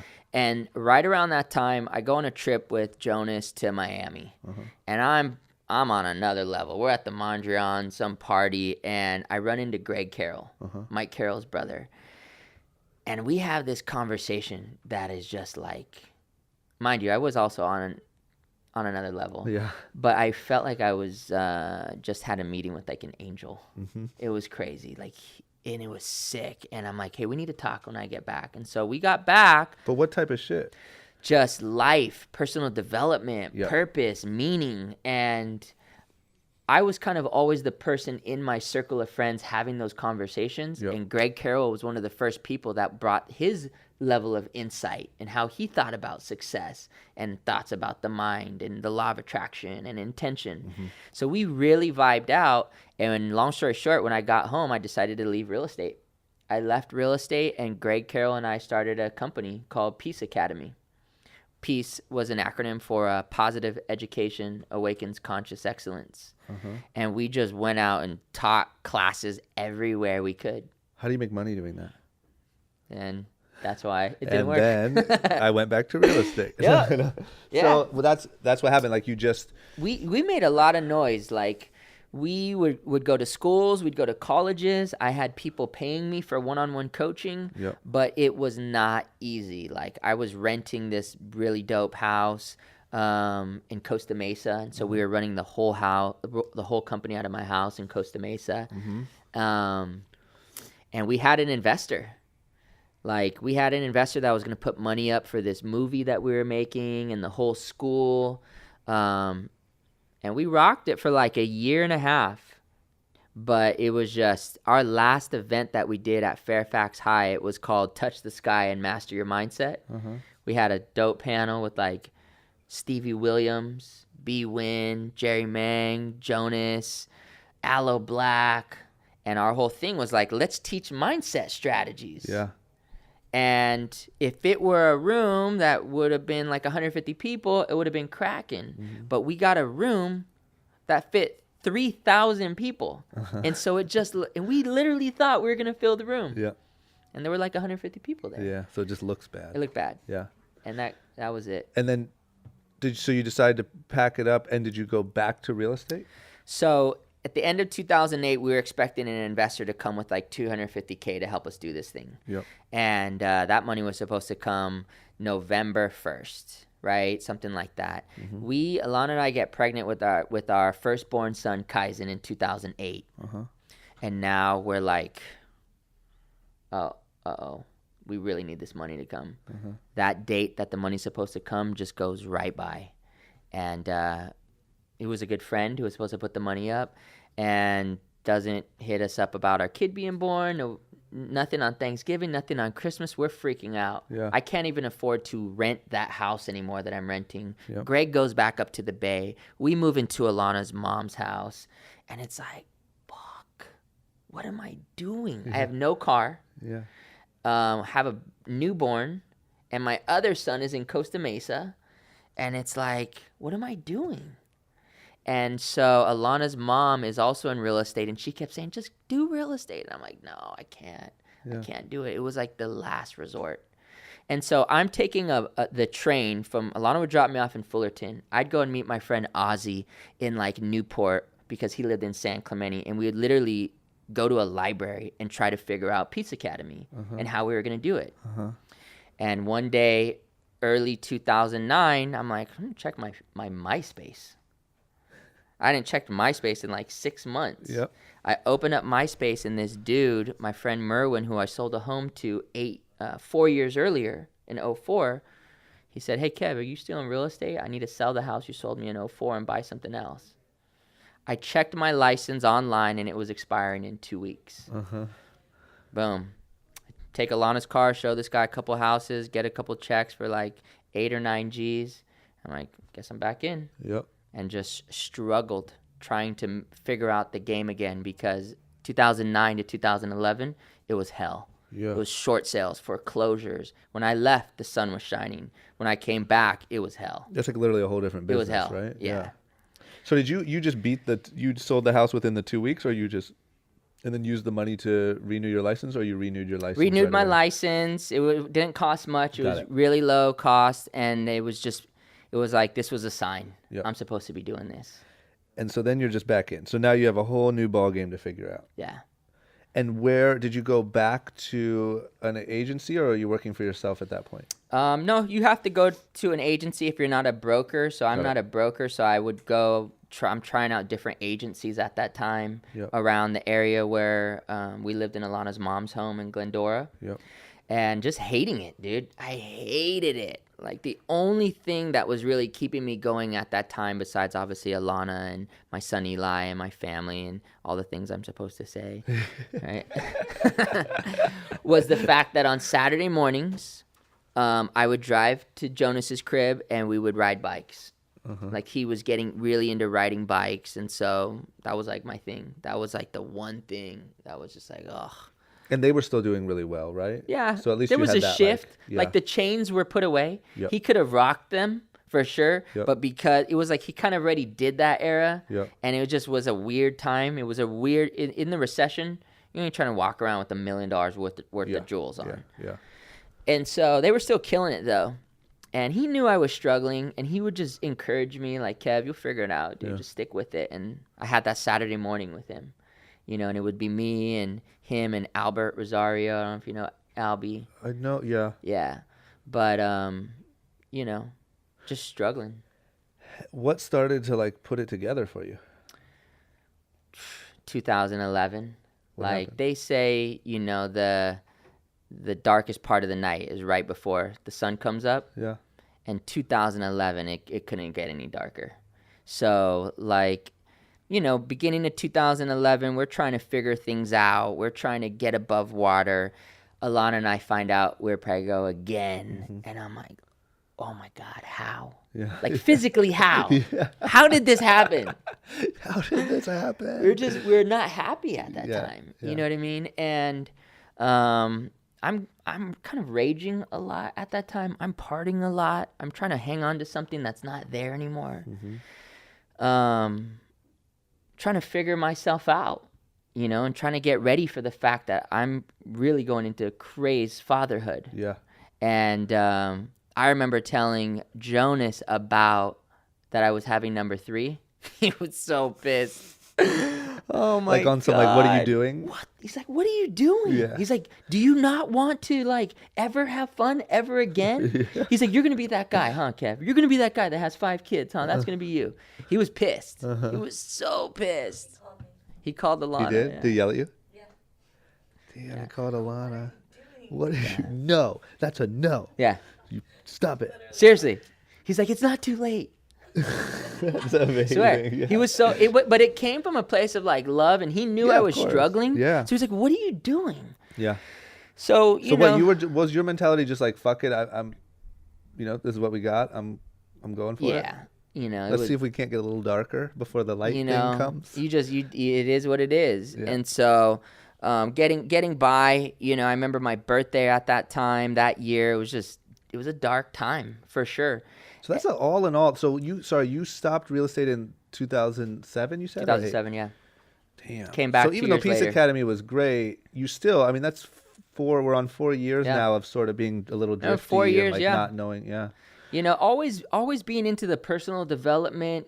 And I think that's also hard when like, I know I have these skills. Yeah. I know I'm better than this. Yeah. It's just, I couldn't break through, Yeah.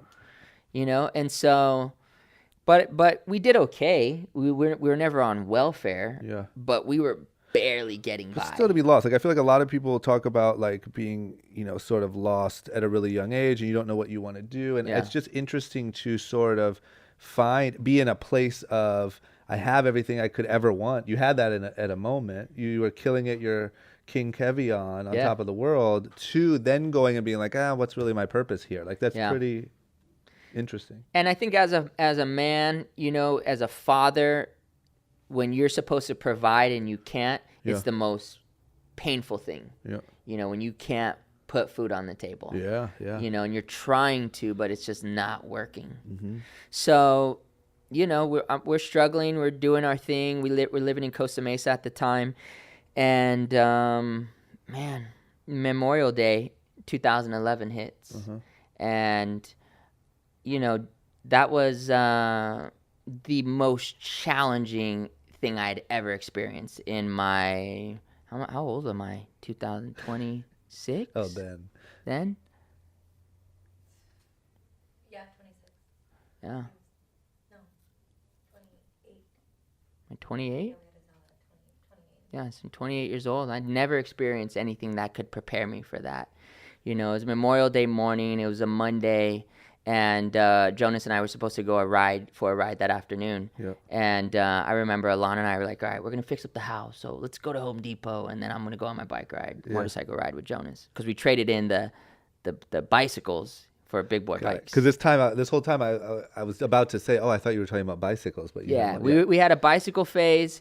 He got me into that, and then he's like, Kev, was time for us to get some big boy bikes. Yeah, I like that. So much stuff that I would never be into. I'm like, what are you talking about? Just for the record, I tried to do the exact same thing, except for nobody else bought a motorcycle, so I sold mine.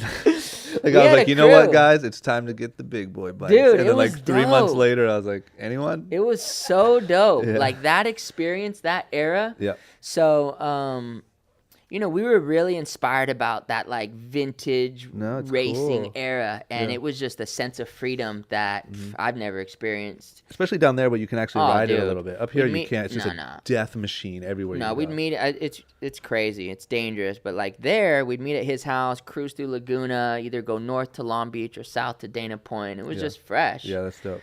So that Monday, I remember in the morning from Home Depot, I texted him a photo of this vintage BMW motorcycle, and he didn't text me back. I was like, oh, it's kind of weird.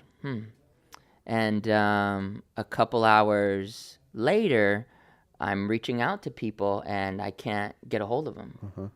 And that was it. Yeah. You know, I got a message from somebody asking if I knew where he was because he was supposed to pick somebody up. Yeah. And at that moment, like I knew something wasn't right. Like I could feel it. Yep. And I got a call from Jersey Joe, and Jersey Joe's his dad, most legendary dude of all time. I mean, he's the one who came up with the quote, if wealth were measured in love, then we are the richest family in the world. Yeah, that's incredible.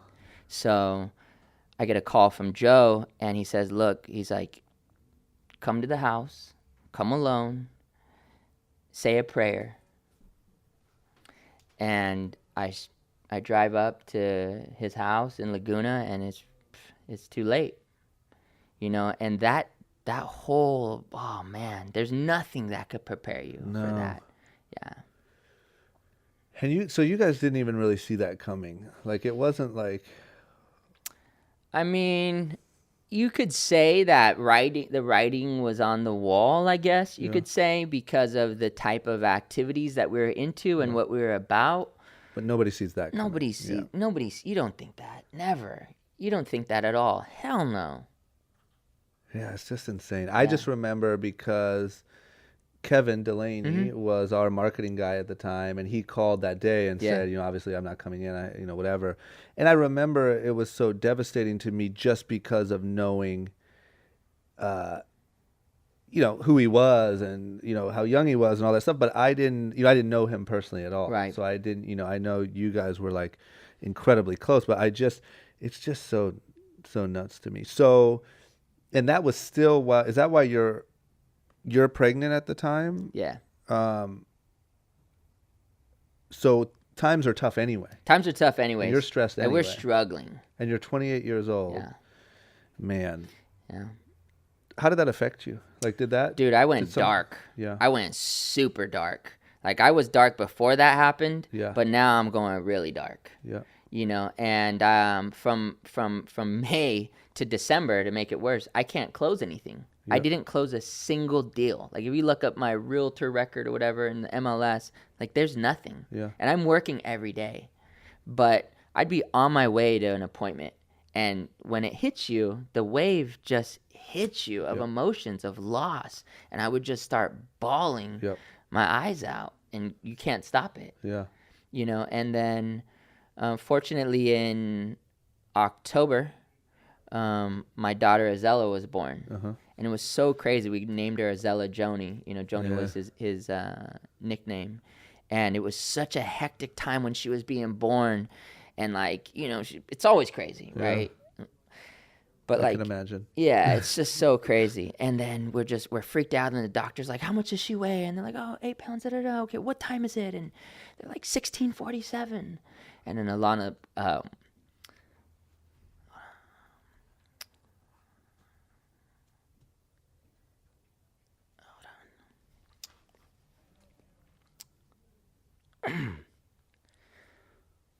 so Alana just grabs my hand, and she just goes, babe, it's 4:47.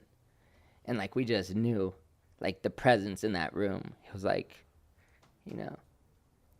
So, and the significance of the 447 was that 47 was Jonas's number. Yeah. Man. So that was like a real like moment. Did that sort of do you feel like was that the beginning of coming out of, or was there That still a long darkness, road after that? There's still a long road. Yeah. You know, but that was definitely the start of the sun starting to come out. Yeah. But then another thing, another blow came, and you know, I saw my dad 2 months later, and I had no idea that was gonna be the last time I saw my dad either. Really? Yeah, he passed beginning of 2012. Where had he been until then? So we kind of started to lose a connection at the probably end of 2010 because Yeah. his drinking has always been pretty crazy, but it was also funny. Yeah. He was hilarious to be around. Yeah. But that was because he was also making money. Yeah.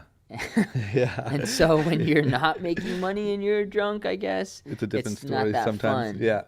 So we started to lose, you know, touch at the end of 2010, and I really hadn't seen him. I hadn't seen him in almost a year and a half. My dad has that prison build, you Yep. know, big front, small legs, Yeah. and you know, 220 pounds. And when I saw him, he was about $135, and he had a cane. Got And he it. had gray hair. I mean, it was crazy. So then was that another like But the difference is that I saw the legacy that Jonas left. Yeah. I saw how it impacted the world.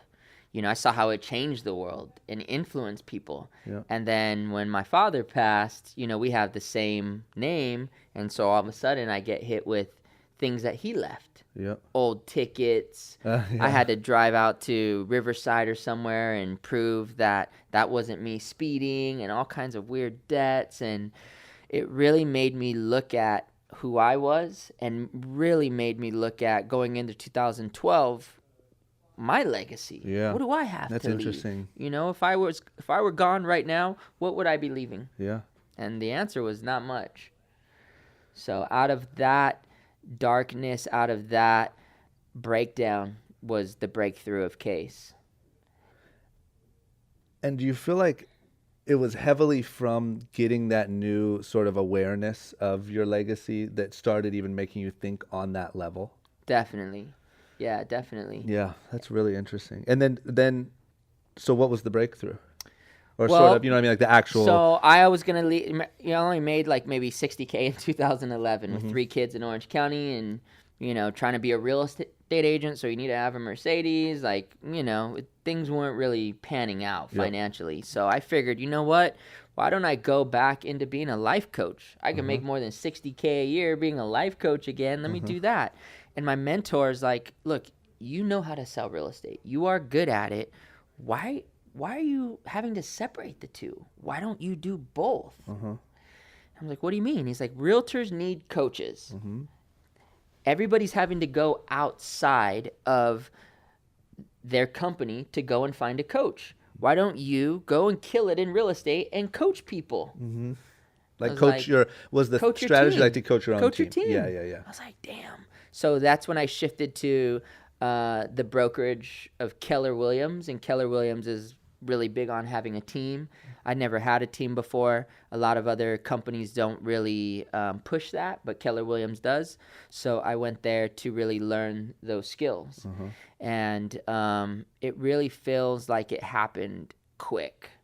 Like, dude, I mean, I was at nothing at the end of 2011. You know, I sold that motorcycle to buy Alana's engagement ring. And we got in a fight about that because for 10 days I had to make up a story as to where that money went when we really needed to know where that money was. That's so funny.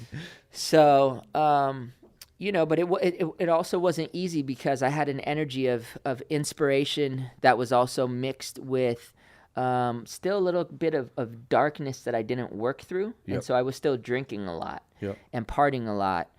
And Alana and I split up in April Really? 2012. Freshly engaged? Freshly engaged. Wow. Alana doesn't take no shit. She ain't playing. Be careful. She gave me back the Oh ring. yeah, you want to go out? how about you take this ring? Yeah, she gave me back the ring, and I remember it just sat on the counter for like a week, and I was like, look, if that thing is still there next week, then I'm going to get my own place. And it was still there. So on April 1st, like, moving truck was in front of the house. I think she thought it was an April Fool's joke, but it was real. And that time alone, in that 90 days, I didn't have anybody to blame. When you're in a relationship, it's very easy to blame the closest people to you. Yeah. This was the first time in so many years, I go and get my own little spot. I try to hook it up. I put all the art in the walls. I had my turntable set up again. Yeah. I thought I was gonna have the time of my life. Yeah. I move in with my little brother Quinn. He's like 22 at that time. All of a sudden, he decides to get into a committed relationship. The worst. I thought we were gonna go ham. Come on, bro. We're supposed to kill it. Not only that, I have no friends. Yeah. Like, nobody came to that spot. Maybe my boy Tyrone might have stopped by once. Ty from LRG. Yeah. Like, maybe he came by a couple times. It's like that Hall Pass movie. Dude, You guys ever watch Hall Pass? I've never seen it. Where like they give, like, it's a comedy, but it's like the wives give the husbands a hall pass for a week, and then they're like so lonely and bored, and like they're like, this shit sucks. And then they're sucked. like, yeah. It sucks. So then what? So then do you go? Then are you on some like, I need my dream girl back? Not you really. Start finding the picture and like putting it back on the wall. Honestly, we were done. Like Really? we were fully done. Like, my 30th birthday, she's at Coachella. Shit! Back at Coachella. You know what I mean? Yeah. I'm wherever I'm at, Yeah. and we're done.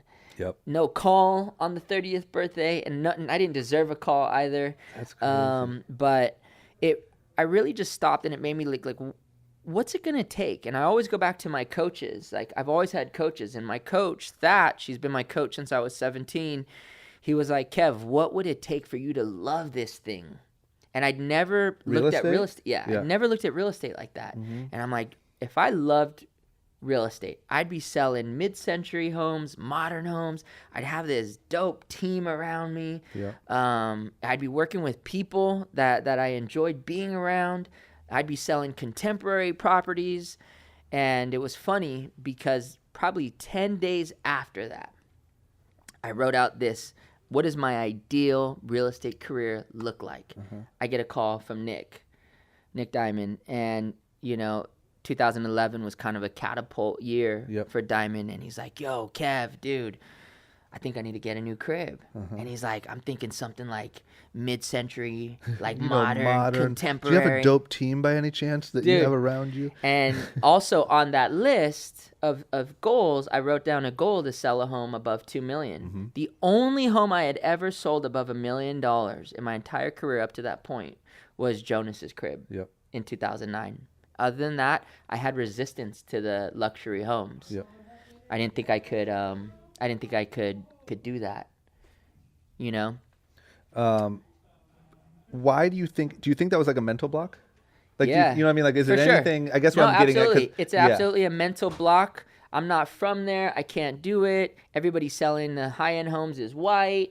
I'm not tall enough. I'm not this enough. It's just a make-believe bullshit story that I kept. And so I wrote down, I want to sell a home to somebody cool, somebody that I enjoy being around, mid-century, modern, contemporary, above $2 million. Nick literally called me 10 days later.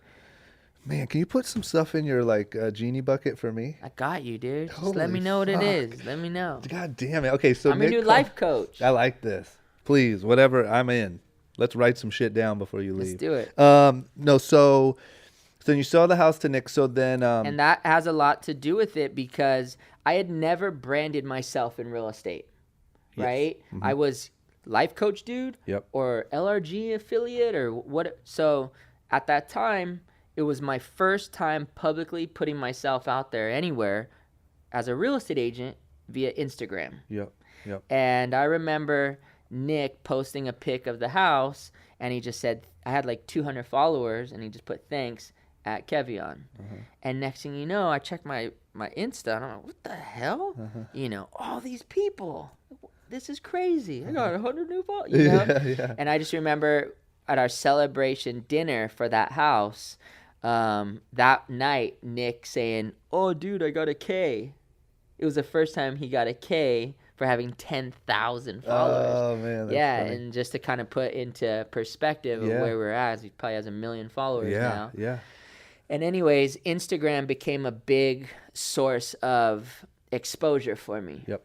So was it like from that moment you're like, shit, I got to take advantage of this Instagram thing, and then you started like posting more photos? I started posting a lot. Yeah, I started posting a lot, and it just kind of took off. I mean, by the end of that year, you know, like to give it perspective, you know, I think I probably sold 1.4 million in volume in 2011. Yep. Which is like 4 homes or something, and then I sold 12 million in volume in 2012. Jesus. Then I sold 13 million in 2013. So I had 2 comeback years. Yeah. Because honestly, in 2012, I felt like Jonas and my dad were just looking out for me, and I got lucky.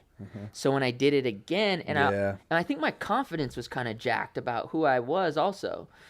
So in 2013, I had 2 good years. Yep. And I was like, oh shit. Yeah. I think I could like get caught up on all my old back taxes I owe. Yeah. Also, I get Alana back in the middle of 2012. How'd you do that? We run into each other at a 4th of July party at my boy Robbie's house. You know Robbie from Next Chapter. Yeah. And this is kind of bad, but I had traded in her ring for this Breitling.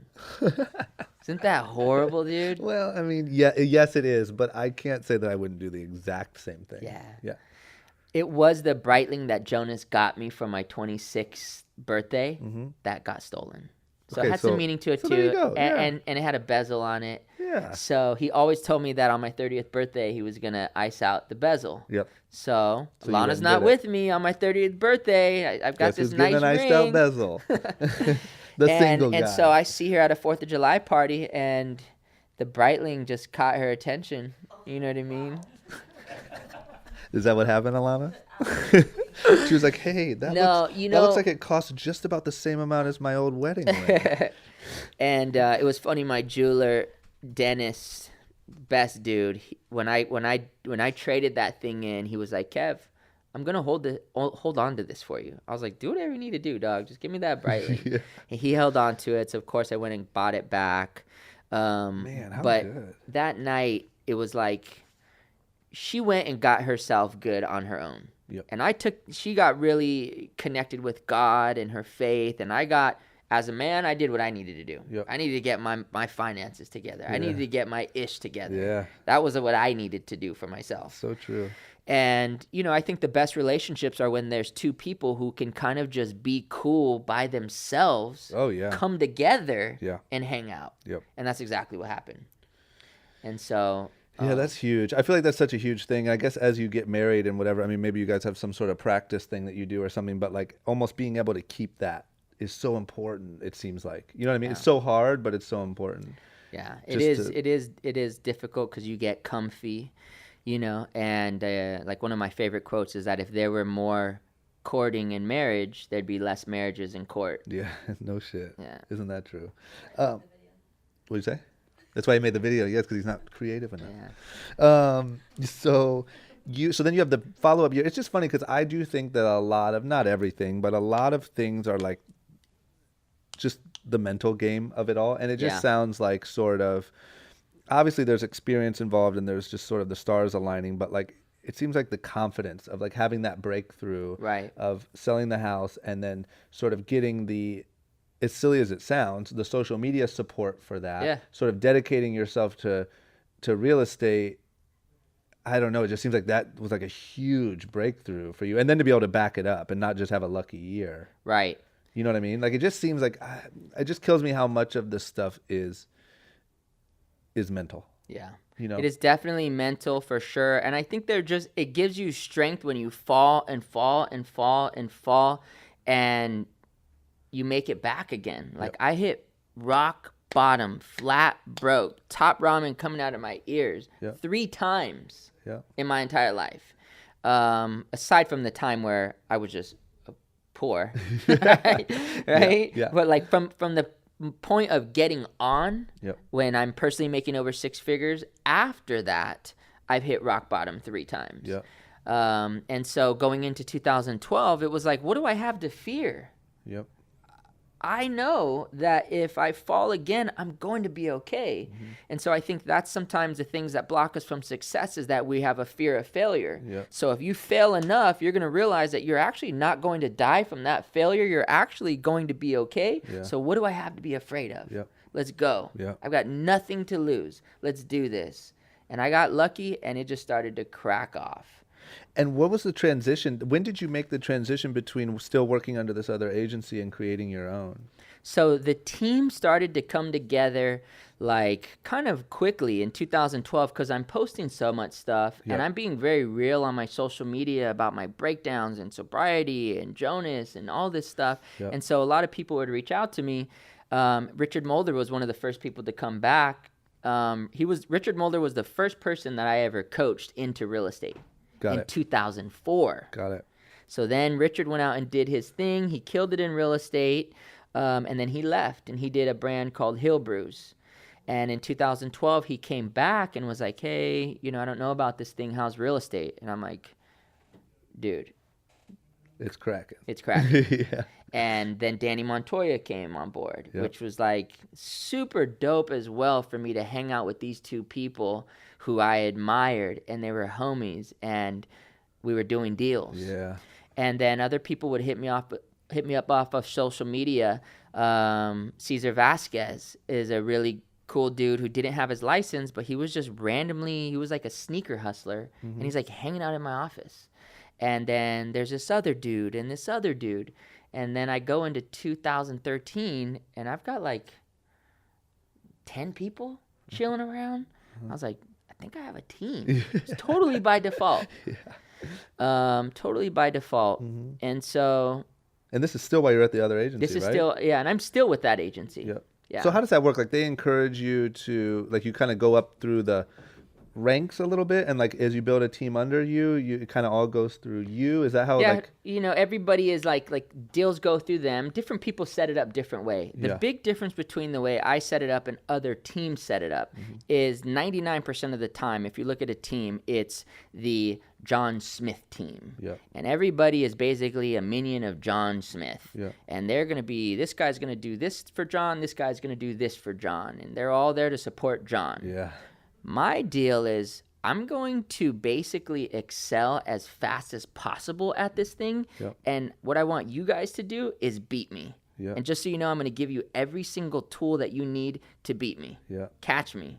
Let's go. Yeah. And so I'm really here to support them in becoming powerful listing agents Yep. and their own real estate agents. Yep. So we're on a team, but I'm more of a coach rather than like this person and that person, is like. No, I get that. Yeah. Yeah. And you just sort of, that just felt right to you? Like you just felt like this isn't the right way. This is you just felt more comfortable doing it that way. Yeah. Yeah. And I think a lot of it came from what I experienced and saw at LRG. Yeah. Is that I don't ever remember Jonas like putting a cap on anybody. Like he wanted to see everybody excel, right? And he treated everybody as an equal. Yeah. So to me, it's like, okay, yeah, I'm a coach. You're a coach. I might have more experience, but I'm not trying to put a cap on you. Yeah. And so I do have a team within my team Yep. that they're just legendary. Like they're with me every day. Like Sam Orozco he works with my buyers, but he also gets listings on his own. And first year in the game, he was a pro surfer. Now he's joined me and just murdering it. Logan Montgomery is like my right-hand dude. He gets listings, he makes sales. It's like he calls himself my assistant, but he's so much more than that. Yep. And then, of course, there's Francis, who's within my team, and then my wife is like a crucial part of my team. And then there's my brother. Quinn he founded a company called Fadeaway Media. He used to work at LRG. The social media, the videos, everything that you see is by my brother. Yeah, My brother put us on the map as far as making our videos look cool. Yeah. And he was packing boxes at LRG, and the energy was gone. Yep. And he picked up a camera, started his own company, and now he like hardly has time Yeah. for me because all these other realtors want him to do stuff now. Yeah, man. Yeah, it's all good. It's all good, man. We get it. Would you put a lot of sort of credit, or I don't know how to say it, would you put a lot of power in social media for what you do, I do. for all the marketing and for the... I do, but I don't want people to get it twisted. Yep. So many new agents are pouring their time and money into social media as if social media is the cake. Like, social media is not the cake. It's the icing. Your story, your energy, your intention, your heart, your soul, your business. Yep. If you don't have business, if you don't have relationships, what are you tweeting about? Yeah. Nothing. Yeah. And so much of the stuff that I see agents putting out there is literally nothing. Yeah. Like, they're taking a screenshot of something with, oh, these percentages, and oh, the stupid graph. It's like, bro, that means nothing to anybody. Yeah. Share the trials, share the tribulations. Make a dope story about, like, your client succeeding. Yeah. And I think that's where know. people go so wrong now, is because what happened is social media sort of opened up this thing, right, where everyone's their own brand, everyone's their own media company, everyone's their own whatever. And I think people took that kind of wrong and are taking that wrong now a lot, where it's almost like who can front the hardest, or who can become Dude. the most famous, or who can look like they're working the Dude. hardest, as opposed to like the authenticity. Yeah. You know, like the authenticity is sort of gone for sure. because people, it's all a contest of like sort of this facade of what can you look like. Yeah. But it's just interesting, man. I just feel like for social media even to be so effective and work so well obviously it works massively. It's a massive part of my business. I'm Right. selling clothes, right? Yeah. For that to translate all the way to real estate is just interesting. I mean, it just really is the new everything for marketing Yeah. if you use it right. If you use it right. And I think, like, Gary Vaynerchuk talks about that. He's like, we're all in a battle for attention. Yeah. You know, so the question is, what kind of attention are you seeking? Yep. You know, and my intention is inspiration and education. So although I am in this cheese ball industry called real estate with a bunch of sharks and people who are money hungry and watching too much like Wolf of Wall Street just trying to get paid, I'm still able to send that message of inspiration and education. Like with my posts, that's my intention. Yep. So I think it's important for kids to get that it doesn't really matter if you're doing real estate or if you're the ice cream guy, if you're the clothing guy, if you're the rapper, if you're the car guy. It's like, what's your intention? Yep. What's your message? What's your purpose? What's your story? Pour that into that thing. Yep. And you could be the most inspiring, creative barista. Yeah. If that's what your thing is, Yep. do that thing. Yep. People are like, I'm sure you get hit up, oh, I want to do a clothing company. Yep. Or people hit me up, oh, I want to do real estate. Yep. Well, what are you really saying, though? Yeah. Especially with Right? clothing, because obviously that's what I get asked the most. And the first answer is always, what does it mean? What is it? Yeah. You know what I mean? Because you're not going to make the most affordable clothes. You're Right. just not. You're not going to make a designer brand from scratch. It's a tough mountain to climb. You're not going to, like, what does your brand mean? What does it stand for? Right. What is anything behind it? Yeah. Why are you doing it? But even, for that to translate, I think, like you're saying, that translates into any business. Literally any business. Literally any business.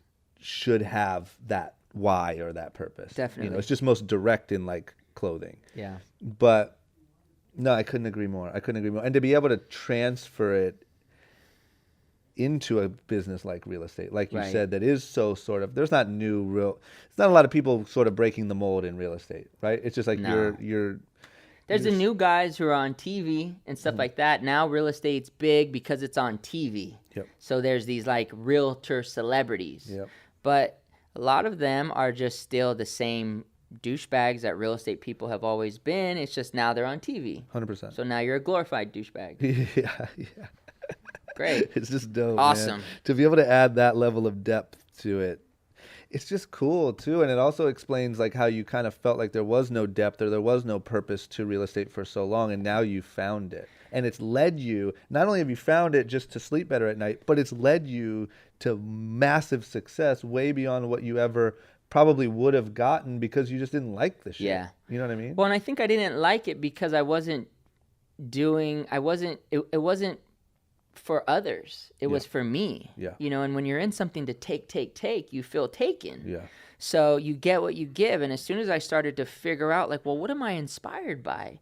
I'm inspired to help families, whether you're a first-time buyer and you're just getting your first home and your home's you and your boys, or you're somebody who just got a divorce, or you're somebody who just got married, or you just experienced somebody who passed away. These are all situations that people are involved with for homes and for real estate. Yeah. And so if you can capture the essence of why somebody is moving and tap into that, Yeah. and I get to be that person in the middle to guide them and find this property for them where their firstborn's going to take their first steps. Yeah. Yeah. It's like, damn, I love this. Yeah.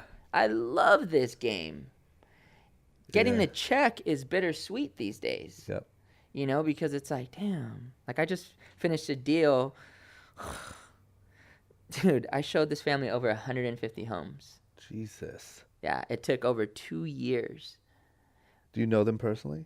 Yeah, now. You do now, yeah. Now, I'd be like, listen, yeah, this I met is them on house a cold 30. call. I'm out. Yeah, I met them on a cold call, and I just couldn't give up on it. And it's just really cool because, like, when we went to we like to host the closing parties if we can. Mm-hmm. So when we hosted the closing party and I went to take a picture of them in front of their home, they're like, dude, like, get in this photo. Like, you have made it into our family photo. Yeah. Like, we do not need a photo of just us Yeah. on our mantle. You have to be in it. That's amazing. You know, and so for me, it's like coming from a torn family and coming from somebody who had to move so much, and the home, my home, really represented safety, and I really gravitated towards finding that with other people. Yeah. It's given me this whole other level of passion with my business and finding a way of how am I going to master this experience for people. Yeah. Yeah. That's So powerful, man. yeah, Okay, let me so ask you this. What? ask your real estate agent if he does that. And No thinks that shit. way. Yeah, next time you're shopping for a house, guys, ask them what they're really there for. Is it themselves, or is it to make it into your family picture after showing you 157 houses? What do you do now as far as the whatever you call it? What do you call it? Sort of personal. I don't want to say self-help, but like the affirmations and the like. What's your routine now? Like Yeah. showing how many things have came true for you and have worked out for you. Obviously, it's something that you heavily believe in. You've done it now for however long, 20 Yeah. years or something. What's your routine look like now? Yeah. So it's crazy. It's gotten to a place where it's like I feel like I'm counting the minutes now. You know, I'm up if it all comes down to time, right? And so I track and guard my time more than ever now. So on a average day, Monday through Friday, I'm up at 4:30. So I'm at the same place. I mean, if you follow my Insta story, I'm at the same place every single day. So getting up at 4:30 to 5 is a kind of a quiet time for me. I may be in prayer. I may be reading something. I may just be going for a walk. But at 5 o'clock every day, I'm at the gym. And I'm having a race with myself. Like right now, my goal is to see if I can run a 5-minute mile. I've got to 5:23. Jesus Christ. And so, and I'm not like a workout dude. You know what I'm saying? I'm at 9:45 if you want to come running with me. But I'm looking at every area. Like my whole life, I feel like is personal development now. Like I want to know, like, how can I be a better husband? How can I be a better father? How can I be better with my money? Yep. And so, but back to the schedule is I'm home by 6, and from 6 o'clock to 7 o'clock, that is mapping out the day. You know, what are my goals? What are my intentions? I write out an AID process many days, and it's something that I got from my mentor. A is where you write out what you appreciate. The I is your intention. How do you intend to feel for the day? Because everything that you're chasing, from a deal to a spouse to money, you're chasing a feeling. And when you can realize that feeling is available to you now and you can tap into it by choosing it, well, that's intention. So that's the intention piece. And then there's the delegation piece. So I write out my goals And I call it delegation because I'm delegating them to God and thanking him in advance for helping me make this stuff happen. Yeah. So I write out, I'm thankful, God. Sometimes I add, I'm thankful to God, Jonas, and Dad for assisting me with. And then I'll write out my goals for the day. Yeah. And is it very, it's for the day? For the day. Not for like 10-year, 20-year. It's usually for the day. Do you have anything now that's equivalent to wishing for the BMW? Even if it's not as surface level or... Dude, you want to know a crazy one? Yeah. This is crazy. This is really tight. So 2 weeks ago, and I told you this already, but I'll tell you again. But 2 weeks ago, I'm in a new business meeting with this coach. And he asked me, so Kev, you've hired me. What do you want? Your business is going good. What do you want? And I'm like, man, I just want to impact more people. Yeah. Right? Like, I want to make a bigger influence. He's like, well, how do you want to influence people? I'm like, well, I want to influence people to know that their life has a purpose and that they can find it if they look for it and to believe in themselves. He's like, all right, that's cool. So how big do you want to take this? I was like, how about 1 million people? He's like, by when? I'm like, in the month of May. He's all, damn. He's like, but that would be a breakthrough for you. Yeah. And I was like, yes, absolutely. He's like, so you need me to help you manifest making a positive impact on 1 million plus people in the month of May. I was like, yes. He's like, all right, do you have any idea? I'm like, well, I don't know, Instagram, YouTube, or maybe a podcast. Yeah. An hour before session 2, which was last Monday, I get a text from Sneaker Steve and you. Hey, Kev, da-da-da-da-da. We got 1 million people here. We're wondering if by any chance you want to inspire them, And that experience this last week and being here right now is one of the, it feels like that. It feels like I manifested the 7. So thank you. Man, that really makes me happy. Like, I don't even really know how to take that. You know what I'm saying? But it's real, and I think people, the listeners, should get that whether it's a car or whether it's being on this podcast or whether it's a check or whether it's a girl or whether it's a house or whether it's a vacation, you have to ask for it. Ask and it is given. Like, and I think people forget that you just ask for it. You know, in the universe, God wants you to have everything. Yeah. But what are you asking for? And as soon as you get present to the fact that your energy is your request to the world of more stuff, well, that's when there's power. Because now you can get that, all right, well, if I'm not feeling good, I better fix this thing quick, because if I'm not feeling good, I'm attracting more reasons that are congruent with how I feel. If you look at a clock, it goes thoughts, feelings, actions, results. Thoughts, feelings, actions, results. So this is my 7 series, being on Short Story Long. Stop it. It's too, I literally can't even process it. Like, it's cool to me. When I started this thing, like I told you on the phone, when I started this thing, like, I had a similar goal. I had gotten to a point where I had more success than I ever thought I would. And there was just sort of this wanting to not only be selfish and force, like, I would have liked, before I ever had this podcast, to hit you up blindly and say, hey, man, heard a lot about you. We should go to lunch sometime, and have a very similar conversation. The problem is I never would have actually done it. Right. So selfishly, this was my excuse to have conversations like this that I wouldn't have done. But what it really was it was just this feeling of, like, you should put something out into the world that inspires or that helps. And I almost felt like, to your point, like, I went through a phase where I had first became successful and started making a lot of money from the clothing stuff. And I felt this urge to show how successful I was, because that meant that the brand was successful. Sure. And it's right when all the guys started buying Ferraris and all this stuff. So of course I played in that game and did all this stuff. And it was fun, but it sort of led me to this next step, which was, okay, you've done that. You've showed off how cool you are. Now, how can you add some value to the world? And even kids coming up to me and saying, hey, this is so inspiring, and you help me. I listen to it every day at work, and blah, blah, blah. But I guess when it's someone like you that I respect so much, and that is such a smart guy that listens to all these things and does Tony Robbins stuff and blah, blah, blah, to say that this is something that you actually listen to and it actually it makes you happy to be asked to be on it is like next level. Like I Yeah. still can't quite process that yet. So Well, you asked I for it, appreciate though, that. right? I did, yeah. You asked for it. Yeah. And I think if people can just get that, whatever you ask for over and over and over, as crazy as it may sound, if you believe in it, it will come.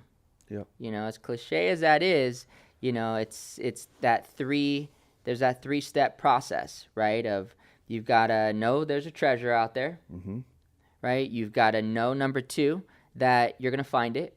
And you've got to know, number 3, that it's going to be worth it. The challenge is some people don't even know what their treasure looks like. Yeah. How do you find that out? I think you just got to dig deep, you know, and you might not be able to find this crazy, complex, change the world thing. Maybe it's just saving $1,000, and that's a goal for you.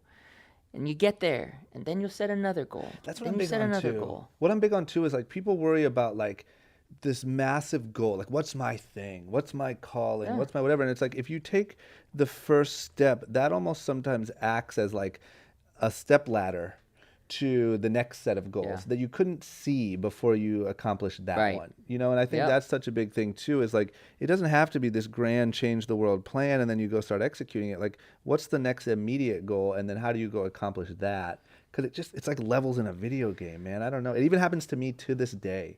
I get jammed up, or I get in a valley, or I can't find the next thing, and it's just like it's always as easy as just doing the next thing in Just front get of you, that and next the next thing. 10 open up. You know? Yes, absolutely. And I think like if you get that, where you're at is exactly where you're supposed to be, right? Where you're at is exactly where you're supposed to be. And keep in mind though, wherever you go, you're also going to take you with you. So if you're trying to fix your problem by going to another job or another industry or another relationship, dude, you're still taking yourself with you. So I think it's important to know, like, who are you? What are you about? What do you stand for? And work from there. Yeah. And so I've got a bunch of stuff too, like my basic. Yeah, please. You want to just? You want to run through those? Yeah. Let me ask you this, Danny. Make a note to clean this up. What sort of format is it in? This is top 10, like principles. Okay. So can I toss it to you in like, if you could give advice to the listeners on how to start to format these things for themselves, what would you say? Is that a good layup? That and I think it'd be cool if we were leading it into KASE a bit as well, because like KASE, I want people to know that like KASE isn't just a real estate company. Like we're a real estate and personal development company. Like Jen Hosoi, Christian's wife, dude. And I want to record this part, so I don't know where we go to put this on here. But she got a tattoo of our logo. She was the first person to do that. Because she works there? Yes. But it just blew my mind of how somebody tattooed my logo. And I asked her why. She's like, Kev, this changed my life. Yeah. I'm like, fuck. That's insane. Okay, so here's what we'll do. Because we're kind of on it, we'll do here's your sort of advice, or your these things. Right? Am I right? Okay. So I'm going to say advice for the listeners on how to do some of this stuff. What would you say? Right? Which will lead us into those. I'll say I'll have 10 things. And then I'll go into sort of, I'll say this. I'll say, okay, so now KASE is way more than just a real estate company. Sort of, what is it now, and what is the goal for it to be? Perfect. Right? And then that way you can just go on like, here's what it is now, and here's what I think it'll be in 10 years. All right, cool. Do you want to clap for video sync as far as editing? We didn't stop recording, did we? On either thing? No. Okay, no, then we're good. Okay. But I'll do it just in case. You're right. Okay, you ready? Okay, so my question is like for the listeners, with all the knowledge that you have of this stuff, as well as what you do for yourself, like, is there anything that you could give them? If you said, hey, here's sort of Kevion's short little recipe to start to do some of this stuff yourself. Because I feel like what happens a lot is a lot of these younger people listen to stuff like this, or they read books, and it never really says like, this is what you should do right now. Right. So do you have anything that's like, when you wake up in the morning, you have 10 things? I got 10 things. Give them to me. All right, cool. Because I think it's important for kids to know to people, not just kids, but like there's a difference between knowing something and then owning something. So you can read something in a book, but it doesn't necessarily mean that you own that thing. So with these things, I'd encourage you guys to actually play with them. Like, I'd love to know what you're getting from them. I'd love to be able to answer people's questions about how they've helped you or things you might be stuck on. But these are my basic top 10 insights and principles that I feel could make a big difference in your life. Yep. So number one, plain and simple, write it down. You've got to write it down. You know, if you look at your life as a movie, do you have a script, right? If you look at your life as a movie, what's your script? Who's in it? What's the soundtrack? What's the color? What's the cast like? So write it down. Write your goal. There's magic in writing down what you want to do and what you want it to look like. And I would encourage you to actually write it down in the 7 equities. And the 7 equities are your mindset, your health, your spirituality, your family, your social life, business, and money. Write it down. Write it down 1, 3, 5, and 10 years and just see what happens. And that, because you showed me Jonas's, that is, do you write it down in the forms of goals under those things or what that looks like in 5 years, essentially? Yeah, or even 1 year. Okay. You know, so if you're writing it down and it's in regards to financial, Yep. right? And it's 2018, Yep. right, for next year. And it could be something like, if it's for financial, it could be like have $10,000 saved, Yep. right? Or maybe it's about your credit score and you want to get your credit score to a certain amount, whatever. Mm-hmm. But just write something down that is true to you, not your mom. Yep. You know? That's a huge thing too. Yeah. So many people are like have these other people's expectations or these outlandish, whatever. Okay, keep Yep. going. Step 2, number 2, is to affirm it, right? When you have your goals, basically all you got to do to affirm it is take your goals and put an I am in front of it. So if your goal is to earn $10,000 a month, then your affirmation is I am a $10,000 a month income earner. If your goal is to get your weight to 165 pounds with a 8% body fat or whatever it is I weigh 165 pounds and have 8% body fat. If you know what I mean? Yep. You know, and you might have some physical or material things in there. There's nothing wrong with that. You want to be pushing the new 488 Yeah. Ferrari, whatever it is. Cool. I am a 488 owner. Exactly. That also has only 8% body fat. So affirm it over and over. So every morning at KASE, right, we say all these affirmations. I'm alive. I'm inspired. I'm ready to make it happen today.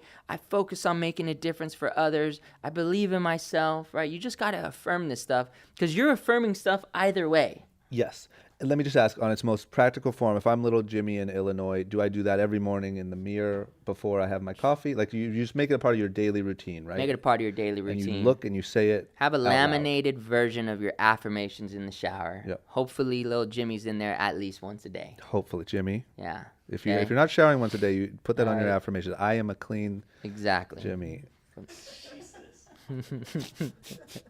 All right, so number 3, what I put down is build your dream team. You are who you spend your time with. Maybe your dream team is just your next door neighbor or just your one friend and everybody else sucks. Yep. Dude, get those people away from you. It's like crabs in a bucket. It's very common as one person in a circle starts to excel, other people want to pull that person down. So be sure that you keep people around you that are going to move you forward. And if you're forced to be around people who don't move you forward, do your thing until you can find a new group of people. Yep. You know, I get it. Your workplace might not be the most inspiring place. Yep. But you got to keep in mind that your ass is there for some reason. Yep. So that's who you've been. That who you've been got you there. Yep. So if you want to be and work somewhere else, then you got to be somebody else, Yep. right? And before you know it, you'll have that dream team. So build your dream team. Number 4 is a proverb from my mentor Thatch, Vietnamese dude who came here with nothing, and now he's just killing the game. Thatch is like slaying. Real estate or no? In Seattle. Yeah, Yep. I mean, he is a legend in the real estate world. Very inspiring and very much about making a difference. Came here from nothing, and he's just got the 488. It's pretty sick. What's his body fat? I think it's like 6. He's doing pretty good. Not Yeah, bad. yeah. He must be saying his affirmations. Yeah, man. So Thatch's ancient Vietnamese proverbs, guys, you can write this down. It's spelled Phuk. Second word is Hau. Phuk. So if you sound out that ancient Vietnamese proverb, it sounds like fuck how. And what that's all about is you have to say fuck how when you're writing out these goals, these visions, these dreams, because as you start to think about stuff that you want to do, this 3-letter word is going to come in the way, and it's how. Well, how am I going to do that? How am I going to do this? How am I going to do that? And it stops you from even dreaming. So be sure you remember my buddy Thatch and his ancient Vietnamese proverb, fuck how. Damn it, that's good. And his name's Thatch, so like he was born to be a star, really. Yeah, truly. Another one, number 7, name your kid that. 5 is practice, be, do, have. You'll read this and study this and hear about this if you read Napoleon Hill's Think and Grow Rich. Pretty much this is the basis of all the law of attraction. And it's be, do, have. That's the 3-step process for manifestation. Whereas most people, we're going backwards, right? We're playing the game of have, do, be. Well, man, first, in order to do that, I got to have that diploma, or I got to have this, and then I can go do that and Yeah, be that. yeah. But what if rappers were like that? Right? Rappers and hip-hop, I think, is a perfect explanation and description and representation of be, do, have. Imagine if a rapper was like, oh, man, shit, I got to get the rolls first, and then I got to get some bottles, and then I got to get the watch, and then I can go and be that dude. Yep. No, the best rappers excelled so fast because they just started living and representing this essence that they already made it. Yeah, yeah. Rappers are the definition of be, do, have. That's so true. That's so true. God damn it, they're the kings of that. Because you're like in a Kings. Rolls Royce and a Lamborghini Kings. with girls and bottles when you're literally in your mom's basement. Because you Nothing. can't, Yeah. That's cool, man. Study rap. Study rap. 6, you know what? Look at skateboarding too. Yep. If you have to have had switch flip down 6 stairs, but then you're wanting to do a switch flip to backside tail slide on the same certain ledge, Yeah. but you couldn't get past that, you haven't done this switch flip whatever on something else. Yep. You'd never be able to trick your mind into believing that you could do that thing. Yeah, yeah. It's like you have to physically get yourself into this space where you're tricking yourself of, I can do this job interview. Yeah. I can land this. I can be this person. Yeah, But it's be, do, have. that's good. Number 6 is there's 3 ways to play the game. You can play the game from the past to the present. Based on what happened last year, here's what I'm going to do this year. I wouldn't do that. You can also play the game from the present to the present. All right, forget last year. Here's where I am today. What am I going to do today? I would encourage you to play the game from the future to the present. Just go there. Go to 2020, 2021, 2030, whatever it is, and just picture, if I could have it anyway, what does it look like? And work your way from future to present. Yep. Number 7 is a tool that you could use when you're in a rut. People always ask, what do you do when you're in a rut? So this is a process, 3-step process. It's called recognize, realize, and recreate. Step 1, recognize it. Recognize like, oh shit, I'm in a rut. I'm in a funk. I'm depressed. I'm sad. I'm bummed. Whatever it is. Like I calculate my energy on a scale of 1 to 10. I always got to be above 7. Yeah. If I'm below a 7, well, now I'm borderline 5, which is not good or bad. Yep. So if I'm at a 6, there I've got a mental trigger that goes off when I'm at a 6. Why? So first I catch it. Number 2, I have to realize, right? Like there's lies, aka a story. So if somebody rips me off, which happens to me a lot, or somebody does something shady to me, which happens to me a lot, well, it's very easy to go into this story of poor me, or why'd that happen? And I'm so stupid to loan somebody money and not have them pay me back again. And now I'm in this funk. But so you have to realize the story is step 2 of that. There is a make-believe story that's making you feel that certain way. And if you can realize it, that it's just a make-believe story, like my life wasn't really over when I had a kid at 17. But I sure had a story that it was. Step 3 of that is recreate. Recreate a new energy for how you want to feel about that person ripping you off, about not landing that job, right? Recreate it. Give me an example of it. Like, what would your new story be for somebody who ripped you off? So I had a dude rip me off recently. I have a Beverly Hills branch, and I started a whole team in Beverly Hills, and I hired somebody to be the team leader there.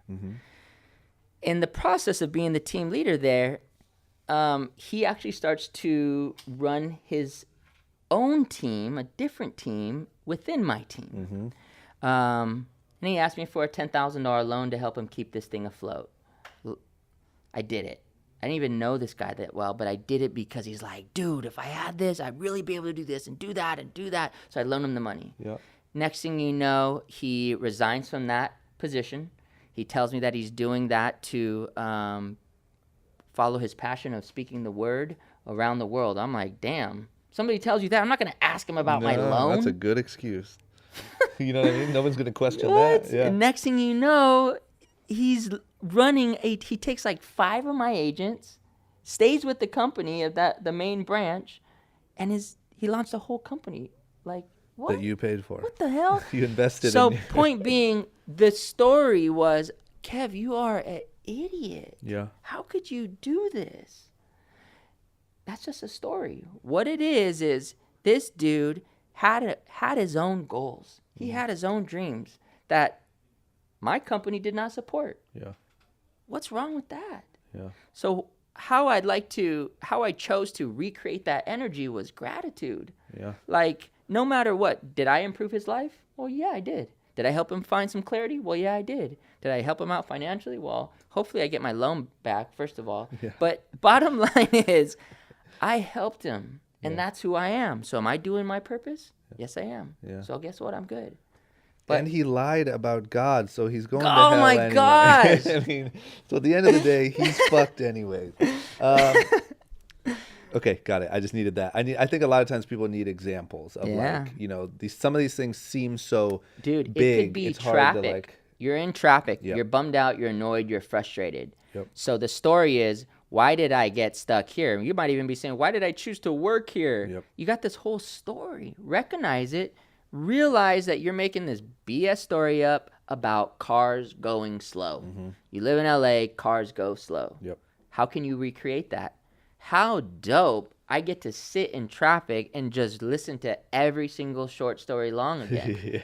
Nice. Nice plug. I think how most of the recreates will go back to the energy that you're really seeking is gratitude. Because the opposite of gratitude is resistance. And when you resist something, when you say this isn't right, this isn't how it should be, this doesn't work, well, now you're in lack, not abundance. And from lack, you can't attract abundance. So go back to gratitude. It's crazy how as much as I read, anything that I read or the people I talk to or whatever, like gratitude is just such a massive thing. Trying to get better at that. 8 is, this is something Jonas would always say, is you get out what you put in. So just remember, just Instagram's not going to do it for you. You get out of it what you put into it. And it's all about your perspective. I heard a really good quote. This dude, Josh, on my team brought it the other day. I think Mark Cuban said it. It doesn't matter if the glass is half empty or half full. All that matters is that you are the one pouring the water. That's a good one. That's a huge one. 9 is your time. Track your time. If you give yourself all day long to do something, it's probably going to take all day long to get it done. So track your time on an hourly basis. If you're doing nothing for 2 hours, you're scrolling, it's all good. but track your time, as time is truly our most valuable asset. Like time is truly money. So track it so that you know how you're spending it. And then lastly is just my personal motto, which is show up, do my best, let God do the rest, and enjoy the process. Mm-hmm.